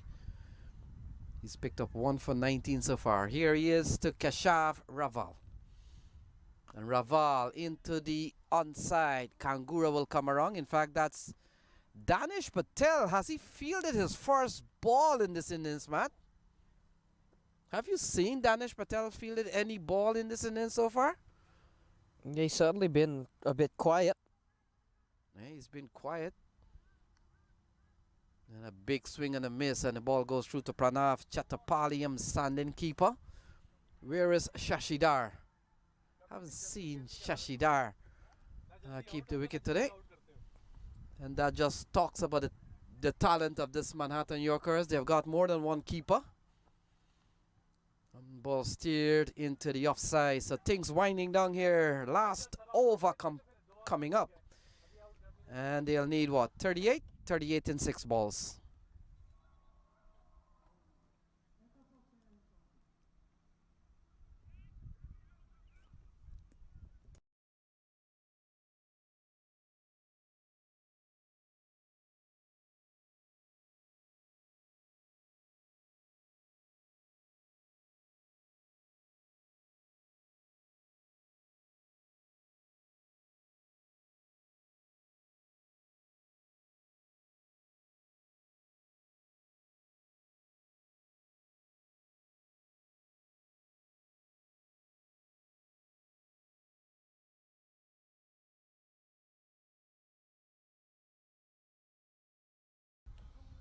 So Raj Bafsa, I don't think it really matters who bowls this final over. It's impossible for the Titans to win in legal balls. And he starts with a dot ball, so 38 to win from 5 deliveries.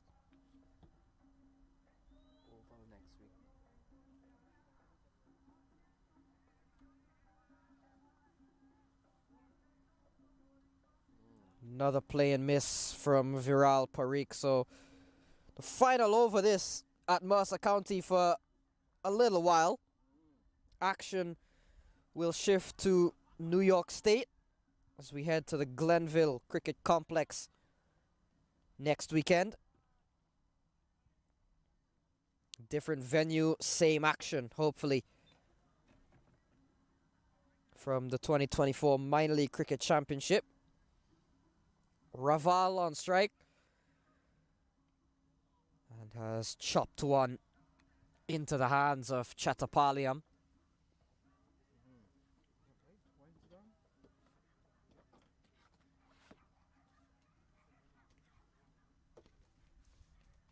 Cuts this one away, will fetch himself some runs here. Will Keshav Raval will come back for 2. So the final ball of this contest coming up. 35 to win, that's irrelevant.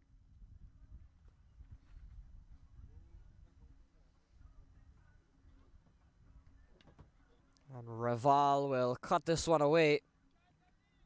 He'll pick up a single.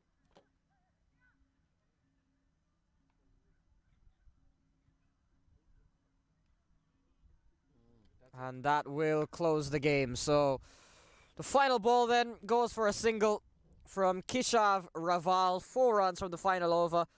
And it is a comprehensive win for the Manhattan Yorkers. A big win for them in terms of points and also in terms of net run rate. A 34-run victory for the Manhattan Yorkers over their interstate rivals, the New York City Titans. And the Manhattan Yorkers 33-run victors in the end, restricting the Titans to 108 of their 20 overs.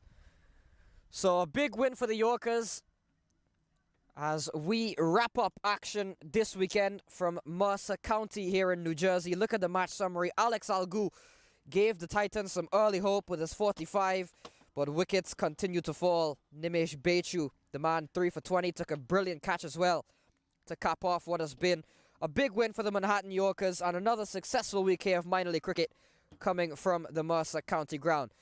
Action shifts next week. Action shifts next week to Schenectady in upstate New York when we head to the Glenville Cricket Complex for hopefully another action-packed weekend of minor league cricket. But for now, from Mercer County, it is myself, Matthew Achaiba, my dad, Lenny Achaiba, and even Russ Taylor who leave you, as well as our camera crew, Umair Khan and Mohsin. We sign off from Mercer County with the Manhattan Yorkers winning by 33 runs. Oh, big shot from Alex Algu. 1 bounce and 4 off the final ball in this over. Lovely shot from Alex Algu.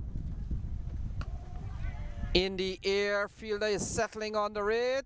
Oh, he's gone. So manager Charya takes a well-judged catch, easy as you like, for I think a year. Oh, balled him. So Siddhan Pillai comes out here swinging for the fence. Or maybe medium fast through the offside, through the onside, and that has gone away like a bullet off the bat of Alex. Oh, big shot from Kwame Patton Jr., and that is gone for a maximum. Big shot. So cut away into the offside, and look at that backward point, and that has gone away for 4. Off that from Alex Algu. Goes into the onside, and look at that. 4 fours for Alex, scoring shots of 4. That's 16 runs, so that's a lovely strike from Alex Algu. He continues to power the ball across the outfield here. And when Patton is on 22, the man in strike. Oh, he's gone. So Kwame Patton bowled, maybe off the pad, off the bat. But it doesn't matter. And another.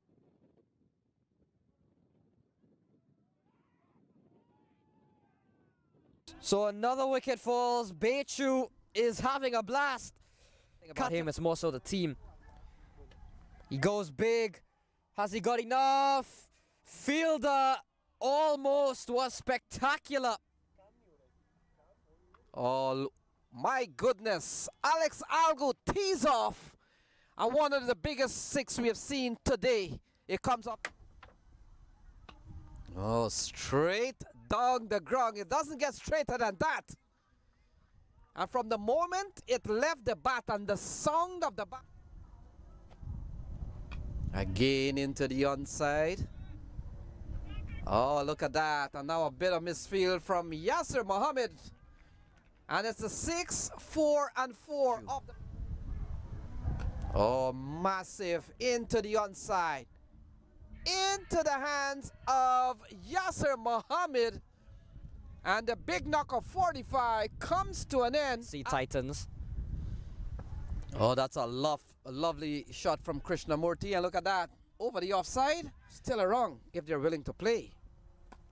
Strike from Shashank Krishnamurti into the hands of the fielder. It looks like Yash Kangura. Highlighting everybody's career. Big appeal, he's gone. So another wicket goes down. Raul Zaman. Oh, what a catch that is! Fact is, Matt, pulled into the onside.